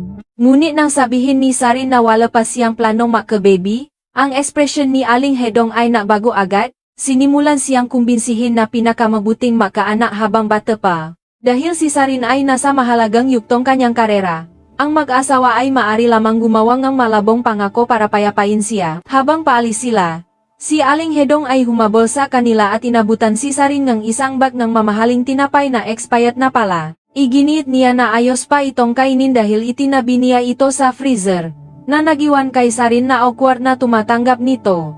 Sa kotse, sumabay si Guang sa magkakagustuhan ng kanyang magulang at tinanong si Sarin kung dapat na ba silang makaanak. Mabilis na tumanggi si Sarin, na pinaalalahanan siya tungkol sa kanyang karera at ang 20-year mortgage sa kanilang bahay. Ngunit sa sandaling iyon, bigla niyang napagtanto na ang kanyang period ay 1 linggo ng lat. Sinubukan niyang kumbinsihin ang sarili na ito ay dahil lang sa sobrang trabaho na hindi maaring ganon. Bagamat ayaw niyang maniwala, hindi pa rin naglakas loob si Sarin na mapansin ni Guang ang anumang hindi karaniwan. Pagbalik sa opisina, siya ay sobrang distracted na kailangan pa siyang paalalahanan ng kanyang katrabaho na pumunta para kumain. Sa cafeteria, ang babaeng katrabaho ay nagrereklamo tungkol sa asawa na hindi man lang tumutulong sa gawaing bahay, na naglalayag na kahit pagkatapos ng nakakapagod na araw sa trabaho, kailangan pa rin nilang gawin ang lahat sa bahay. kasama ang paalaga sa mabata. Ang isa sa kanila ay nabiro pa. Hindi ko alam kung ano ang tunay na naibigay ng pag-asawa sa mga babay. Sa sandaling iyon, kumuha si Sarin ng isang piraso ng isda at napansin na hindi ito mukhang fresh. Ngunit ang iba ay nagsabing ayos lang ito at masarap. Nahihiya. Ipinaliwanag niya na baka pagod lang siya kamakailan. Pauwi sa opisina. Bigla siyang nakaramdam ng hindi maayos at nagmadaling pumasok sa isang botika. Nang makita ang pregnancy test sa counter, nagatubili siya ng matagal bago magdesisyong bumili ng isa at i-check ito sa trabaho. Ang resulta ay nag-iwan sa kanya na natulala. Ang kinatatakutan niya ng lubos ay nagkatotoo. Ang kanyang isip ay nagblanko. At kahit ang magandang balita na ang kanyang matagal nang hinihintay na proyekto ay naaprubahan na ang kumpanya ay hindi na nagbigay ang saya sa kanya. Ang pagbubuntis na ito ay babalaktat sa buong plano ng kanyang buhay. Sa biyahe sa Subway Pawi, naalala ni Sarin ang agreement na ginawa nila ni Guang na maghihintay sila ang 2 taon pa bago makaanak. Pagkatapos ng trabaho, huminto siya nang makita ang mga bata na naglalaro sa parke at biglang napansin si Guang na nakatayo sa kabaliktarang panig. Nakangiti ng malayo habang pinapanood sila. Ang takbo ay naparamdam sa kanya na ang mga damdamin ay lalong naging komplikado. Gabi na iyon, dinala siya ni Guang sa isang restaurant. Bago pa sila makapag-order, tumawa ang kanyang superior, na nagudyo sa kanya na maganda para sa isang work handover. Tinanong ni Sarin kung ano ang nangyayari. Ipinaliwanag ni Guang na ang isang babaeng katrabaho ay kailangang umalis sa kanyang trabaho dahil sa pagbubuntis kaya siya ang mag-aakong kanyang trabaho. Nang marinig ito, si Sarin, nakakakalma lang sa sarili, ay muling naging gulong-gulo. Nagdududa pa rin sa resulta, pumunta siya sa isang botika kinabukasan at bumili ng marami pang pregnancy test. Ngunit lahat sila ay napakita ng parehong resulta. Nang umuwi si Guang ang makita ang bunton ng testis, siya ay natulala. Sinabi ni Sarin sa kanya na mukhang buntis siya, ngunit hindi siya handang makaanak. Kasabay nito, ang pamilya ni Hyan ay naharap din sa problema ng dahil sa kapabayaan ng daycare. Ang kanilang anak ay napinsala sa ulo. Kinailangan ng mag-asawa na humanap ng bagong tagapag-alaga. Ngunit kailangan pa ngang ilang araw habang pareho pa silang kailangang magtrabaho. Matapos pag-usapan, nagdesisyon silang bisitahin ang bahay ni Aling Hedong. Pagkarinig na nasaktan ang kanyang apo, agad na nagreklamo si Aling Hedong, na nagsabing binalaan niya silang huwag mag-iwan ng bata sa mga estranghero. Iginit niya na dalhin nila ang bata sa kanya para siya na ang makalaga. Gayunpaman, nagdesisyon si Hyan sa halip na ipadala ang kanyang anak sa bahay na sarili niyang ina, na nagsabing iyon ang magpaparamdam sa kanya na mas kapanatagan. Nang marinig iyon, si Aling Hedong ay hindi natuwa, naglalayak na habang ang ibang nabiyanan ay gustong mag-alaga sa kanilang nga apo, siya ay pinakakaitan ngang pagkakataon. Gayunpaman, nakalimutan ni Guang na sunduin ang kanyang anak dahil busy siya sa isang company party, na naiwan sa bata para manatili ng isa pang gabi sa bahay ng kanyang lola. Ang insidenteng ito ay nagbunso din ni away sa pagitan ni mag-asawa. Sinisinihayan si Guang dahil sa pag-inom gayong alam niyang siya ang responsible sa pagsundo sa kanilang anak. Ipinaliwanag ni Guang na naroon ang kanyang superior kaya hindi siya makatanggi. Itinanggi ni Hyan ang dahilan na ayon na nabibigay din na ito ay usapin ng prinsipyo. Itinuro niya na siya rin ay nahaharap sa pressure sa trabaho ngunit hindi man lang nabigong mag-alaga sa kanilang anak. Pinaalalahanan niya ang kanyang asawa na malinaw silang nakasundo na ang pagiging magulang ay isang shared responsibility. Kapag ang prinsipyong iyon ay nabali, ang pasanin ay babagsak ng buo sa isang tao. Inisip ni Gwen na siya ay overreacting. Ngunit iginit ni Hyan na hindi ito dapat mangyari muli. Sakto namang tumawa ang ina ni Hyan para sabihin na strain ang kanyang likod habang pinaliliguan ang kanyang apo. Nagmamadaling nakmaneho si Hyan habang si Guang ay sinisisi ang sarili sa pag-inom at hindi makapagmaneho, na hindi direktang nagdulot ng problema sa kanyang biyenan. Ngayon, si Hyan at Gin ay tunay na wala nang natitirang mag-alaga sa kanilang anak. Kahit ganon, ayaw pa rin ni Hyan na humingi ng tulong kay Aling Hedong. Nagdesisyon siyang kumuha ng 1-month leave mula sa trabaho. Hindi gusto ni Guang na mag-resign ang kanyang asawa. Kaya kinabukasan, sinubukan niyang manatili sa bahay para alagaan ang kanilang anak ng mag-isa.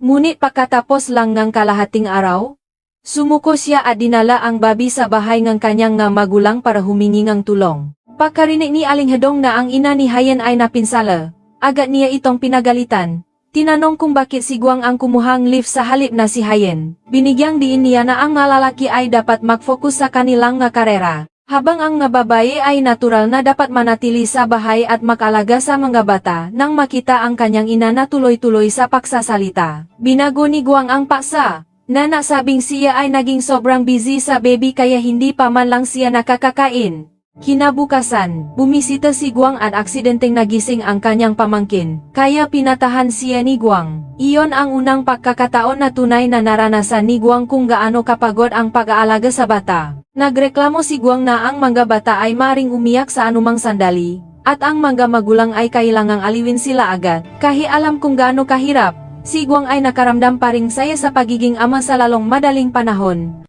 Ibinahagi niya ang kanyang magandang balita kay Guin, na bumati sa kanya at pinayuhan siyang tratuhin si Sarin ng maayos. Sa huli, si Hayen at Gin ay walang ibang pagpipilian kundi dalhin ang kanilang anak sa bahay ni Aling Hedong.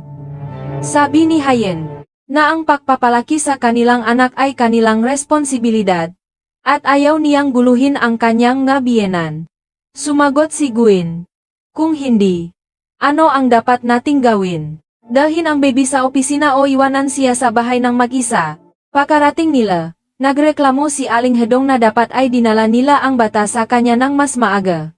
Ipinaliwanag ni Hayen na maghahanap sila ng bago at babayaran niya ito para sa pag-alaga sa bata. Agad na sinabi ni Aling Hedong na ang nga ganoong salita ay napapasakit sa kanyang damdamin. Iginiid na ang paalaga sa kanyang apo ay natural lamang at ang nga miyembro ng pamilya ay hindi dapat masyadong kalkulatif. Pawi. Si Hayen ay nakaramdam ng matinding kalungkutan. Napagtanto niya na ang lahat ng iba pa sa buhay ay makakamit sa pamamagitan ng pagsisikap, maliban na lang pagdating sa mabata, na nag-iwan sa kanya ang pakiramdam na walang magawa. Samantala, si Mang ay nalagay din sa matinding pag-asa. Sinabing abogado sa kanya na napakahirap mag-file para sa isang unilateral divorce nang walang konkretong ebidensya ng pang-abuso o infidelity ni Cholu. Gabi na iyon, nang umuwi si Mang ng gabi, pinagalitan siya ng kanyang ama, si Mr. Namjoon. Tinanong niya kung siya ba ay naging ganito kadamot at kapabaya sa bahay ng kanyang asawa. Sabi niya na ang pag-asawa ay nangangailangan ng pasensya at mutual adjustment. Napayak si Mang, na nagsabing sinubukan niya ang kanyang makakaya, ngunit hindi lang niya kaya pang magpatuloy. Si Mr. Namjoon ay naniwala na siya ay nakakapit pa rin sa kanyang asawa at iyon ang dahilan kung bakit siya nagrereklamo. Sa pagitan ng gahigbi, ipinaliwanag ni Mang na ang problema ay ang patanggi ni Cholu. Hindi siya makapa-divorce dahil hindi ito papayak. Nang marinig iyon, si Mr. Namjoon ay nagalit at sumigaw sa kanya na lumabas ng bahay. Mabilis na sinubukang pigilan siya ni Aling Hedong. Tinanong kung saan niya inaasahan na pumunta ang kanilang anak. Tungkol naman kay Mang, biglang lumitaw si Cholu sa kanyang bahay gabi na iyon. Dala ang kanyang paboritong Korean beef. Nang makita ang kanyang manugang, sinabihan ni Mr. Namjoon ang kanyang asawa na maganda ngang hapunan, ngunit hinila ni Mang si Cholu sa labas para mag-usap sa parke. Tinanong niya kung bakit laging tumatanggi si Cholu na bumisita sa kanyang mamagulang nun, ngunit ngayon ay biglang nagdadala ng regalo. Nag-apologize si Cholu, na nagsabing gusto niyang bumawi sa kanyang mapakakamali, ngunit tumanggi si Mang na tanggapin ito. Hiniling lang niya na pirmahan nito ang agreement papers. Nagmakaawa ito para sa isa pang pagkakataon. Ngunit sinabi ni Mang na marami na siyang ibinigay na sapat. Ang naalaala ng kanyang pagtrato ng masama ay nakaukit ng masyadong malalim sa kanyang isipan. Tinanong niya kung nasaan ito nung siya ay nasasaktan at mariing sinabi sa kanya na nagdesisyon na siyang itigil ang paghahanap sa kanya. Tungkol naman kay Sarin, dinala siya ni Guang sa ospital para sa isang full check-up kung saan kinumpirmang doktor na siya ay 5 linggong buntis. Si Guang ay sobrang saya na tumalon sa tuwa. Gusto niyang yakapin si Sarin ngunit natakot na baka makaapekto ito sa baby, kaya nag-alok lang siya ang kanyang pagbati. Sa kabaliktaran, si Sarin ay hindi makaramdam ng anumang saya. Nakatitik lang siya ng blanko sa ultrasound image. Ang kanyang isip ay puno ng magulo ng nga pag-isip. Sa subway papunta sa trabaho, nakita niya ang priority seat na nakalaan para sa mabuntis na babae. Ngunit hindi naglakas loob na umupo dahil hindi pa rin niya matanggap ang realidad na ito. Isang matandang babay ang sumakay. Umupo sa upuan. At tinanong kung buntis ba si Sarin. Ngunit itinanggi ito ni Sarin. Sa trabaho, Dapat sana ay bibisitahin niya ang isang kliyent kasama ang isang katrabaho. Ngunit ang katrabaho na iyon ay biglang nakatanggap ng tawa mula sa school ang kanyang anak na nagsabing ang bata ay may sakit sa tiyan at kailangang pumunta sa ospital agad. Hiniling niya kay Sarin na makipagkita sa kliyent ng makisa. Gabi na iyon, iminungkahi ng kliyent na uminom sila dahil siya ay buntis. Kinailangang magsinungaling ni Sarin na siya ay may gastritis para tumanggi, na agad na nakpababa ng mood ng kliyent. Sa kabutihang palad, ang kanyang babaeng katrabaho ay dumating sakto lang para pagaanin ang awkward na atmosfera. Pagkatapos, nag-apologize ang katrabaho kay Sarin at sinisi ang sarili dahil sa hindi pagiging mabuting ina.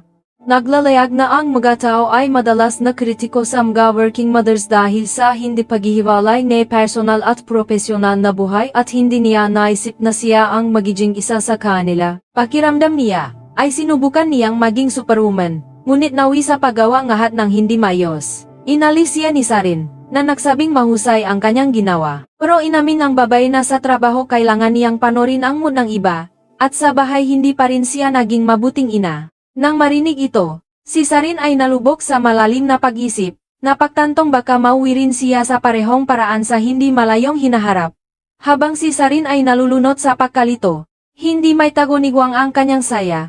Excited niyang sinabi sa lahat ng kanyang mga katrabaho ang balita at inanunsyo pa na siya na ang magbabayad ng buong dinner bill ng gabing iyon. Kinabukasan, binala ni Sarin na makipagkita sa kanyang makaibigan. Ngunit isa sa kanila, si Jansu, ay hindi makapunta dahil wala siyang mag-aalaga sa kanyang anak. Kaya, nagdesisyon ang lahat na magtipon sa bahay na lang ni Jansu.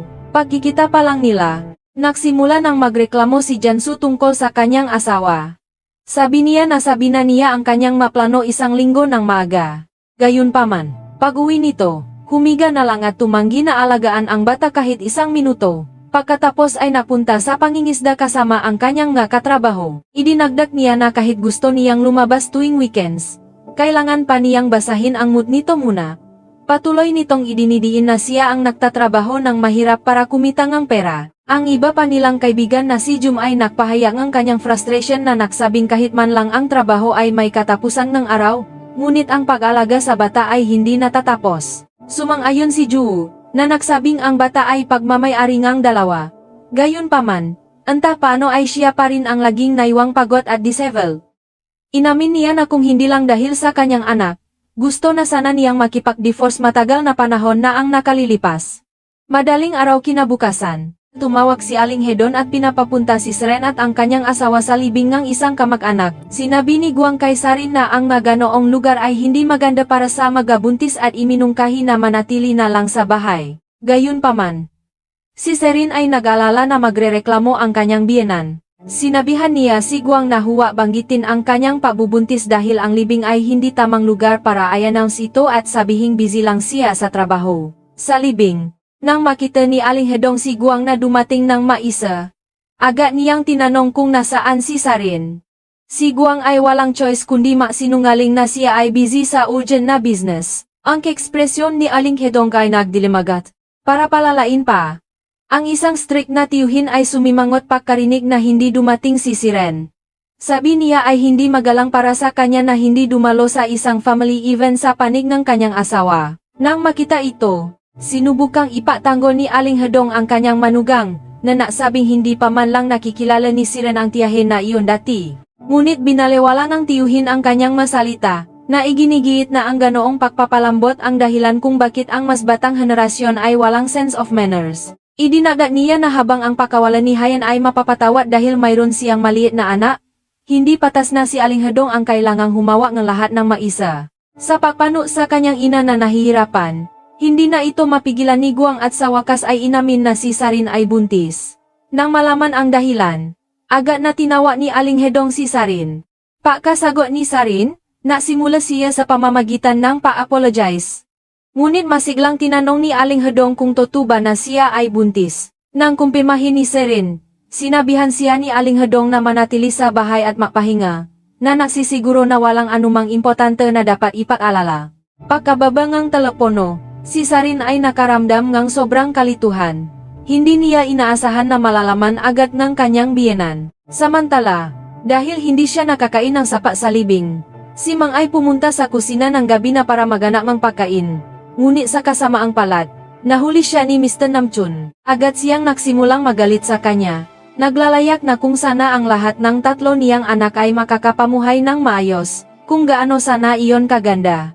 Pinagalitan niya si Mang, na nagsasabing ang kailangan lang niyang gawin ay tiisin ng kaunti pa at makaanak kasama si Cholsu. Ngunit sa halip ay inisip niyang masyado siyang matalino at nag-insist sa pagpapadivorce. Ang kanyang nasalita ay nagdulot ng matinding sakit kay Mang.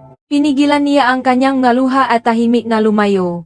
Nang tanungin ni Mr. Namjoon kung bakit hindi siya kumakain, sumagot si Mang na busog na siya. Nairita pa rin. Binalingan ni Mr. Namjoon si Aling Hedong at nagreklamo na hindi niya maintindihan kung ano ang kulang sa kanilang anak para gusto nitong makipag-divorce. Nang araw na iyon, nang umuwi si Yin mula sa trabaho, nakita niya si Aling Hedong na naghahandang almusal para sa kinabukasan. Sinabihan siya ni Yin na hindi na kailangan dahil sila ngayang asawa ay bihirang mag-almusal. Nang marinig iyon, si Aling Hedong ay nagsimulang magreklamo. Sabi niya na noong bata pa si Guan, hindi siya makapasimula nga araw ng walang mangkok ng kanin, at kung hindi siya paglulutuin ni Hayen, ang kanyang kalusugan ay magdurusa. Lumabas na, sabi niya, ang lahat ng iyon ay dahil sa pagmamalasakit para sa kanyang anak. Nang makita ang film na ugaling ang kanyang biyenan, nakatubiling sumang-ayon si Hayen. Pero si Aling Hedong ay nagpatuloy, na nagsasabing ang kanilang apo ay tila napakalungkot noong siya ay mag-isa. At noong dinala niya ito sa labas para maglaro, ang bata ay nakatitig lang sa ibang mga bata. Nang marinig iyon, sabi ni Huyen na ang bata ay kailangan na nang magsimulang mag-socialize. Kaya, sila ang kanyang asawa ay nadesisyon na ipadala siya sa daycare. Binaliwala ni Aling Hedong ang ideyang iyon. Hindi iyon ang ibig niyang sabihin. Gusto niya silang makaanak ng isa pa habang sila ay bata pa para ang kanilang anak ay magkaroon ng kapatid na kalaro. Ngumingiti ng magalang, sumagot si Hai na kahit ang isang anak ay nagdudulot na sa kanyang biyenan ng problema at pinansal na mahirap para sa kanila na magpalaki ng marami. Agad na sinabi ni Aling Hedong na tutulungan niya silang palakihin, iginiit na ang isa o dalawa ay walang pagkakaiba sa kanya. Nang marinig iyon, nanahimik si Hayen. Pagkatapos ay galit na kinuha ang kanyang anak, at nahandang umalis. Habang patungo sa labas, si Aling Hedong ay nagsuot pangang sombrero sa kanyang apo at pinaalalahanan si Hayen na huwag hayaang lamigin ang bata dahil mahangin sa gabi. Paglabas, si Hayen ay tumayo na mukhang hindi masaya at huminga ng malalim habang inaalala ang masalita ang kanyang biyenan. Tungkol naman kay Saurin, si Aling Hedong ay espesyal na naghanda ng isang grand dinner para ipagdiwang ang kanyang pagbubuntis. Nang ang lahat ay kakain na, ang iba ay pinagsilbihan ng simpleng puting kanin. Ngunit si Sarin ay nakatanggap ng mangkok na may halong soybeans. Habang siya ay kukuha na sa nanganga ito, napansin siya ni Aling Hedong at mabilis na sinabing ang soybeans ay napaka-nutritious at mabuti para sa mga buntis. Hindi gusto ni Sarin ang soybeans. Ngunit iginiit ni Aling Hedong na kapag buntis, hindi lang basta-basta makakain ang kahit ano. Kahit hindi niya gusto ang isang bagay, kailangan niya itong kainin para sa baby. Nagatubili, pinilit ni Sarin ang sarili na lunukin. Sa sandaling iyon, sumabat si Mr. Namjoon, na nagsasabing dahil si Gwyn ay mayroon ng anak na babae, magiging napakaganda kung si Guyong at Sarin ay makakaroon ng anak na lalaki. Si Aling Hedong ay agad na nagdagdag, ano ang masama sa pagkakaroon ng babae? Pagkatapos magkaroon ng anak na babae, magkaanak lang uli ng isa pa. Pinakamainam ang magkaanak ng sunod-sunod na taon. Muli na naman niyang binanggit kung gaano kalungkot ang kanyang apo na makisang naglalaro at sinabing iyon ay ganap na hindi matatanggap. Hindi bababa sa 2 bata ang kinakailangan. Gustong pasayahin ang kanyang mga magulang. Kaswal na sumagot si Guang na sa ganoong kaso dapat silang magmadali at magkaanak ng isa pa agad. Mabilis na tinanong ni Sarin, paano ang trabaho ko? Kaswal na sinabi ni Guang na makakabalik siya sa trabaho ng dahan-dahan pagkatapos manganak. Ipinaliwanag ni Sarin na kahit ang regular na maternity leave ay nangangailangan ng pag-ingat at kung kukuha siya ng masyadong matagal, ang kumpanya ay baka hindi na siya payagang bumalik. Si Aling Hedong ay kinontra, na mas maganda pa nga iyon, na nagsabing si Sarin ay hindi man lang kumikita ng malaki anyway, at mas magiging matalino na mabuhay sa sweldo ni Guangong, manatili sa bahay bilang housewife, at mag-focus sa pagpapalaki sa mga anak.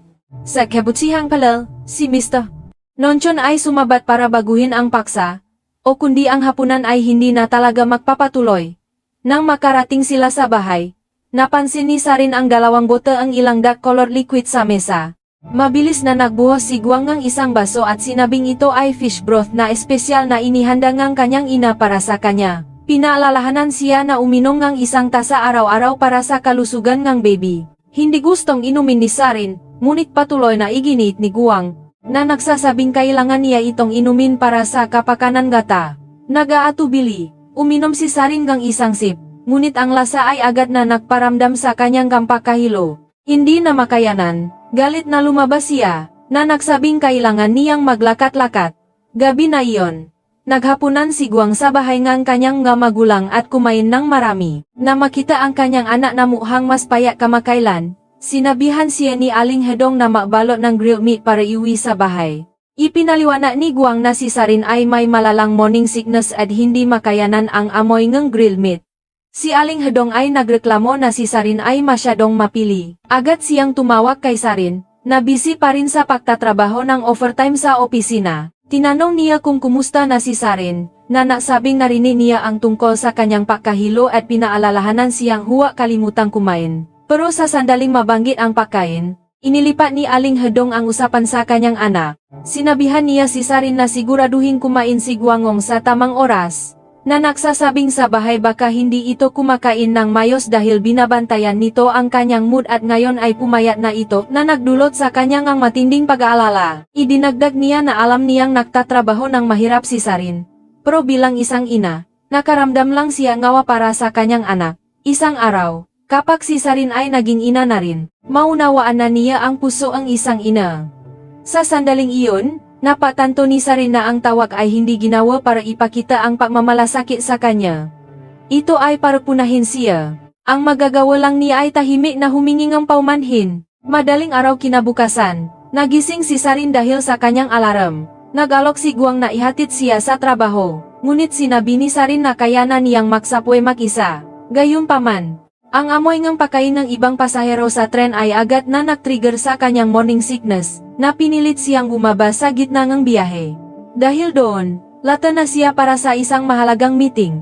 Pagkatapos, pauwi, ang isang senior executive ay ganap na binalewala ang kanyang presensya. Ipinahilig niya ang kanyang upuan ng todo pabalik kahit alam niyang si Sarin na buntis ay nakaupo sa likuran niya na nagparamdam sa kanyang sobrang hindi komportable. Iminungkahi pa nito na ipasa na lang niya ang kanyang kasalukuyang proyekto sa isa pang katrabaho. Sa kabutihang palad, ang team leader sa tabi nila ay nasalita para kay Sarin at ang executive ay naatubiling bigyan siyang isa pang pagkakataon. Gabi na iyon, humingi ngang paumanhin si Sarin sa kanyang team leader dahil sa pagdudulot ng extra pressure. Inalis siya ngang team leader na nagsasabing naintindihan niya ng mabuti.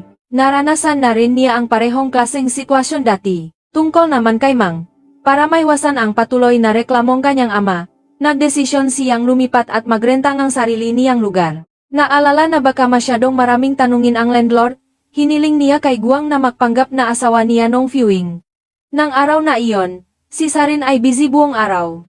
Pag-uwi niya, excited na inilabas ni Guang ang prenatal education book na ibinigay ni Mang sa kanila, na nagsasabing gusto niya itong basahin ng malakas para sa baby. Pero si Sarin ay sobrang pagod para makaramdam ang anumang interes. Binalewala iyon, iginiit ni Guang na makinig siya, na nakpainis sa kanya. Tinanong niya, hindi mo ba nakikita na pagod ako? Dun lang napaktanto ni Guang at madaling makapolohisa. Nakaramdam si Sarin ng pakawalang magawa at nasaktan, lumingon para pumunta sa bedroom. Sa sandaling iyon, ang isip ni Guang ay nakatuon lang sa baby. Tila hindi aware sa emotional state ng kanyang asawa. Sa gitna ng gabi, nakaramdam ng pagkahilo si Sarin, at bumangon para pumunta sa banyo. Nang bumalik siya sa kama, tiningnan niya ang kanyang asawa na natutulo sa tabi niya. Sa pag-isip tungkol sa lahat ng nangyari ng araw na iyon, napagtanto niya na ang lahat ay tila nagmamalasakit lang sa kung ano ang gusto nila. Si Aling Hedong ay nagmamalasakit sa kanyang anak. Si Guang ay nagmamalasakit sa baby sa kanyang tiyan. At ang kanyang boss ay nagmamalasakit lang sa trabaho.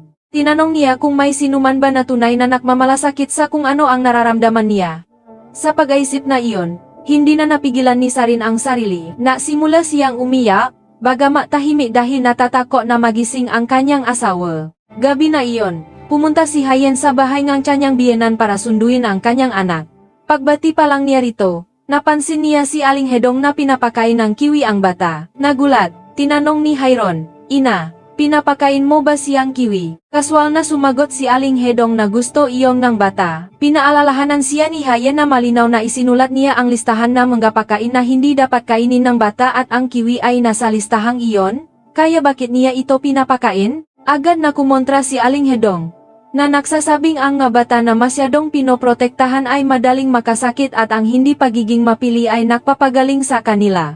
Sinubukan ni Hayen na ipaliwanag na bawat age group ay may kanya-kanyang angkop na pagkain, ngunit matigas na iginiit ni Aling Hedong ang sarili niyang karanasan, na nagsasabing sa edad na ito, ang mga bata ay makakain ng kahit ano. Idinagdag pa niya, "Sa tingin mo ba sasaktan ko ang sarili kong apo?" Napagtantong hindi niya makakausap ang kanyang biyenan. Nanahimik si Hayen. Habang paalis na sana, sinabihan siya ni Aling Hedong na huwag paliguan ang bata sa gabing iyon dahil sila ang isang pinsan ay dinala na ang bata sa public bathhouse. Si Hayen ay natulala. Sabi niya ang bata ay masyadong bata pa para pumunta doon, na ang mga sahi ay madulas at mapanganib, at ang lugar ay hindi naman malinis. Ngunit iginiit ni Aling Hedong na ang kanyang paraan ay maayos lang. Hindi na nakipagtalo si Hayen. Nanahimik na lang siya at umalis kasama ang kanyang anak. Habang papalabas si Hayen, nakasalubong niya si Mang. Pagkatapos bumati sa kanyang hipak, dumiretso si Mang sa kanyang kwarto nang hindi man lang nagsasabi ng kahit ano sa kanyang ina. Sa pagpano sa kanyang anak na lumalayo, si Aling Hedong ay nakaramdam ng sakit sa puso. Mas maaga noong araw na iyon, narinig niya mula sa isang pinsan na si Mang ay lumipat para marentanggang lugar dahil ayaw niyang ikahiya siyang ang kanyang ama, si Mr. Namchan. Nagumapaw sa pagkakasala, pumunta si Aling Hedong sa kwarto ni Mang at inabutan ito ng halaga ng pera na matagal na niyang iniipon sa loob ng maraming taon. Sinabihang gamitin ito para makahanap ng mas maayos na lugar na matitirhan. Sinisisi ang sarili. Sinabi niya na ito ay lahat dahil sa kanya. Mula sa hindi pagpapahintulot sa kanyang anak na ituloy ang graduate school hanggang sa pagpilit sa kanya sa isang kasal na alam niyang hindi tama. Niyakap ni Mang nang mahigpit ang kanyang ina at sinabing hindi ito ang kanyang pagkakamali, na iyon ay sarili niyang buhay at sarili niyang desisyon. Nang makawisihin, nakita niya ang kanyang anak na himbing na natutulog at huminga ng malalim. Iniisip na ang maliit na bata ay dapat na sobrang pagod ngayong araw. Sa isang sandali ngang kawalan ng paasa, inilabas ni Hayen ang resignation letter na inihanda na niya. Nagdesisyon siyang talikuran ang kanyang karera at manatili sa bahay para mag-focus ng buo sa pag-aalaga sa kanyang anak. Nang araw na iyon, tumawag si Aling Hedong kay Siren para paalalahanan siya tungkol sa paparating na memorial ceremony ngayong weekend. Nagsasalita ng magalang, sinabi niya na kung si Sarin ay hindi maganda ang pakiramdam, hindi niya kailangang pilitin ang sarili na pumunta. Matapos mag-atubili ng sandali, si Sarin ay nagdesisyong dadalo siya. Si Aling Hedong ay agad na mukhang natuwa, na nagsasabing, iyan ang tamang atitude. Ang pagbubuntis ay hindi nangangahulugan na hindi ka na makakapunta kahit saan. Ang paggalaw ng higit pa ay mabuti para sa baby. Si Sarin ay huminga ng malalim at ibinaba ang telepono. Alam niyang tinawagan ng kanyang ina ang kanyang asawa. Si Guang ay tatawag sana para sabihin na siya lang ang pupunta ngayong weekend dahil si Sarin ay sobrang pagod mula sa pagbubuntis. Ngunit sinabi ni Aling Kong na si Sarin ay pumaya ng pumunta at nabanggit pa na ang pananatili sa bahay ay lalong nakakapagpagod sa kanya. Nang marinig na ang kanyang asawa ay nag-volunteer na pumunta, si Guang ay nakaramdam ng saya. Iniisip na ito ang paraan kung paano ang isang mabuting manugang. Dumating ang araw ng memorial. Si Sarin ay nakaupo sa sahig na tumutulong kay Aling Hedong na ihanda ang pagkain. Nang hilingin ni Aling Hedong na pumunta siya sa balcony para kumuha ng boteng ng cooking oil, agad na tumayo si Guangong at nag-alok na siya na lang ang kumuha nito. Ang mukha ni Aling Hedong ay nagdilim sa hindi paksang-ayon. Tinanong ni Guang kung bakit wala si Mang sa paligid. Sinabi ni Aling Hedong na pinapunta niya si Mang sa labas dahil ayaw niyang ang kanyang anak ay nasa bahay at kailangang tisin ang mood ni Mr. Namchon. Pagkatapos ay ipinagpatuloy niya ang pag-utos kay Sarin ng marami pang gawain. Nang makita ito, nagtuping ang mangga si Guang para tumulong, ngunit mabilis siyang pinigilan ni Aling Hedong. Sinabihan siyang huwag humarang sa daan. Ang strict na tiyuhin ay nagsalita. Nagtatanong kung takot ba si Guang na ang kanyang ina ay masyadong pinapagod ang kanyang asawa. Idinagdag niya na ang malalaki na nakatambay sa kusina ay nagdudulot lang ang abala at sinabihan si Guang na uminom na lang sa halip. Nakaramdam ang awkward. Sinabi ni Sarin sa kanyang asawa na umalis na lang. Nang makita ang natitirang pagkakasalang kanyang anak, si Aling Hedong ay nairita at sinabihan si Sarin na mapahinga sa kwarto, na nasabing siya na lang ang tatapos ng lahat. Dahan-dahang itinulak ni Guangong ang kanyang asawa patungo sa kwarto. Sinabihan itong mapahinga at iwanan na lang ang lahat sa kanya. Pero hindi man lang umabot ng 1 minuto matapos humiga si Saurin. Narinig niya si Aling Hedong sa labas na pinapagalitan si Guang dahil sa pagiging clumsy at useless. Nang marinig iyon, si Sarin ay nakaramdam ng matinding hindi komportable. Gabi na iyon sa bahay. Sinabihan ni Guang si Sarin na patayin ang kanyang komputer at magpahinga. Na nagsabing matatapos niya ang kanyang trabaho bukas o humingi na lang ng tulong sa iba. Nainis, sinabi ni Sarin na napilitan na siyang panorin ang mood ng iba dahil sa kanyang pagbubuntis at ngayon ay gusto pa niyang ipasa ang kanyang proyekto. Pero kanino niya hihingi ng tulong? Sinabi niya sa kanya na ang kanyang buhay ay walang nagbago kahit konti, kaya hindi niya posibleng maintindihan kung ano ang nararamdaman niya. Si Guang ay huminga ng malalim at sinabing, "Siyempre, naiintindihan ko. Pero tungkol sa memorya, maaari mo namang sinabing busy ka, walang pumilit sa iyong pumunta." Sumabat si Sarin, na nagsabing, "Tama ka. Kasalanan ko. Walang gumawa sa akin ng kahit ano. Pero pinilit ko ang sarili ko na parang tanga." Ang dalawa ay nagaway muli tungkol sa memorial. Gabi na iyon, sa gitna ng gabi, biglang nakaramdam si Sarin ng matinding sakit sa kanyang tiyan. Tinawag niya si Guangong, na nagsabing masakit ang kanyang tiyan at hindi niya alam ang gagawin. Bagamat sinabi niyang masakit ang kanyang tiyan, inisip ni Guang na siya ay nagiging dramatic lang, gayunpaman, dinala niya ito sa ospital. Matapos siyang suriin, sinabi sa kanyang doktor na si Sarin ay nakakaranas ng threatened miscarriage na dulot ng sobrang trabaho at stress. Bagamat ang baby ay mayos, kailangan niyang maging sobrang maingat mula ngayon. Naalaala ang kanilang paaway noong nakaraang gabi. Si Guangong ay naniniwala pa rin na wala siyang nasabing mali. Inisip niya na si Sarin ay masyadong sensitibo lang. Nang marinig ni Mrs. Yang ina ang kanyang anak ay na ospital, nagmadali siyang pumunta doon. Hindi niya sinisi si Guang kahit konti at dumiretso sa kwarto para makita ang kanyang anak. Ang makita si Saurin na nakahiga sa hospital bed ay nagpasakit sa kanyang puso. Nagulat si Sarin na makita ang kanyang ina at ipinaliwanag ni Guang na siya ang tumawa dito. Sinabi ni Mrs. Yonghi sa kanyang anak na magpahinga ng madali, na nasisiguro na siya ang bahala sa lahat.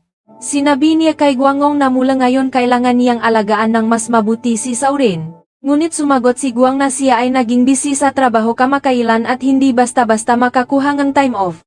Nang marinig iyon, si Mrs. Yonghi ay bumalik ng gabing iyon. Pansamantalang isinara ang kanyang tindahan, at nagdesisyong lumipat sa bahay ni Sarin para sa isang sandali para alagaan ang kanyang anak. Hindi nagtagal matapos makalabas sa ospital, nakatanggap si Sarin ng tawag mula kay Aling Hedong. Sa halip na itanong kung kumusta na siya, agad siyang pinagalitan ni Aling Hedong dahil nasa bahay pa rin siya sa oras na iyon. Si Sarin ay walang choice kundi magsinungaling, na nagsabing hindi siya maganda ang pakiramdam at nag-take ng day off. Sinabi ni Aling Hedong na mayroon siyang masamang panaginip noong nakaraang gabi, na siyang dahilan kung bakit siya tumawag at pagkatapos ay mabilis na tinanong kung maayos ba ang baby. Siniguro ni Sarin sa kanya na ang lahat ay maayos at sinabihang huwag mag-alala. Sinabihan siya ni Aling Hedong na magpahinga at ibinaba ang telepono. Sa sandaling gawin niya iyon, bumaling siya kay Mr. Namjoon at nagreklamo, "Hindi ko maintindihan kung bakit laging nakakasakit si Saurin." Sumagot si Mr.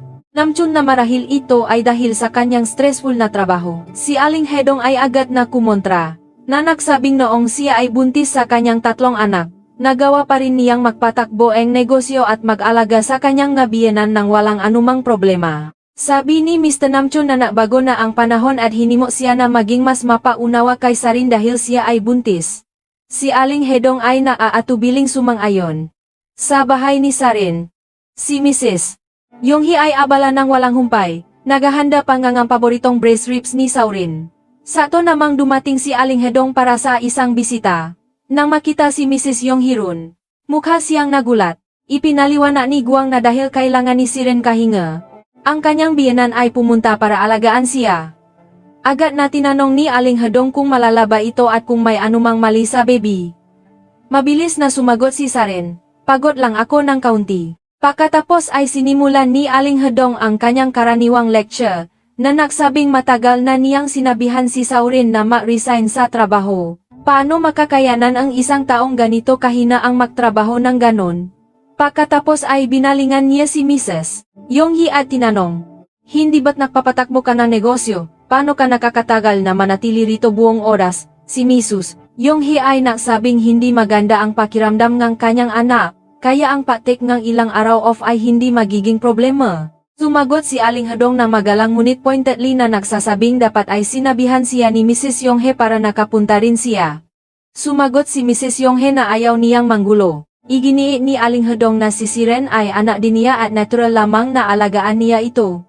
Pagkatapos ay sinabihan niya si Guangong na initin ang lugaw na dala niya. Nang maalo si Mrs. Yonghee na siya na lang ang gagawa nito, sinasabihan si Guangong na magpahinga. Si Aling Hedong ay umupo lang sa sofa na nagbibigay nga walang tigil na mga instruksyon mula sa kanyang upuan. Sa panunod sa kanyang ina na tahimik na naktatrabaho sa kusina, si Siren ay nakaramdam ngang matinding kirot sa kanyang puso, ngunit hindi naglakas loob na magsalita. Pag-alis niya, sinabihan ni Aling Hedong si Guang na siguraduhing mag-resign si Siren sa kanyang trabaho at manatili sa bahay, na nagsasabing makakapagpatuloy pa rin siya sa pagtatrabaho dahil ang kanyang biyenan ay naroon para tumulong. Kung hindi, idinagdag niya, sino ang magtatrabaho para kumita ng para pambili ng gatas para sa baby?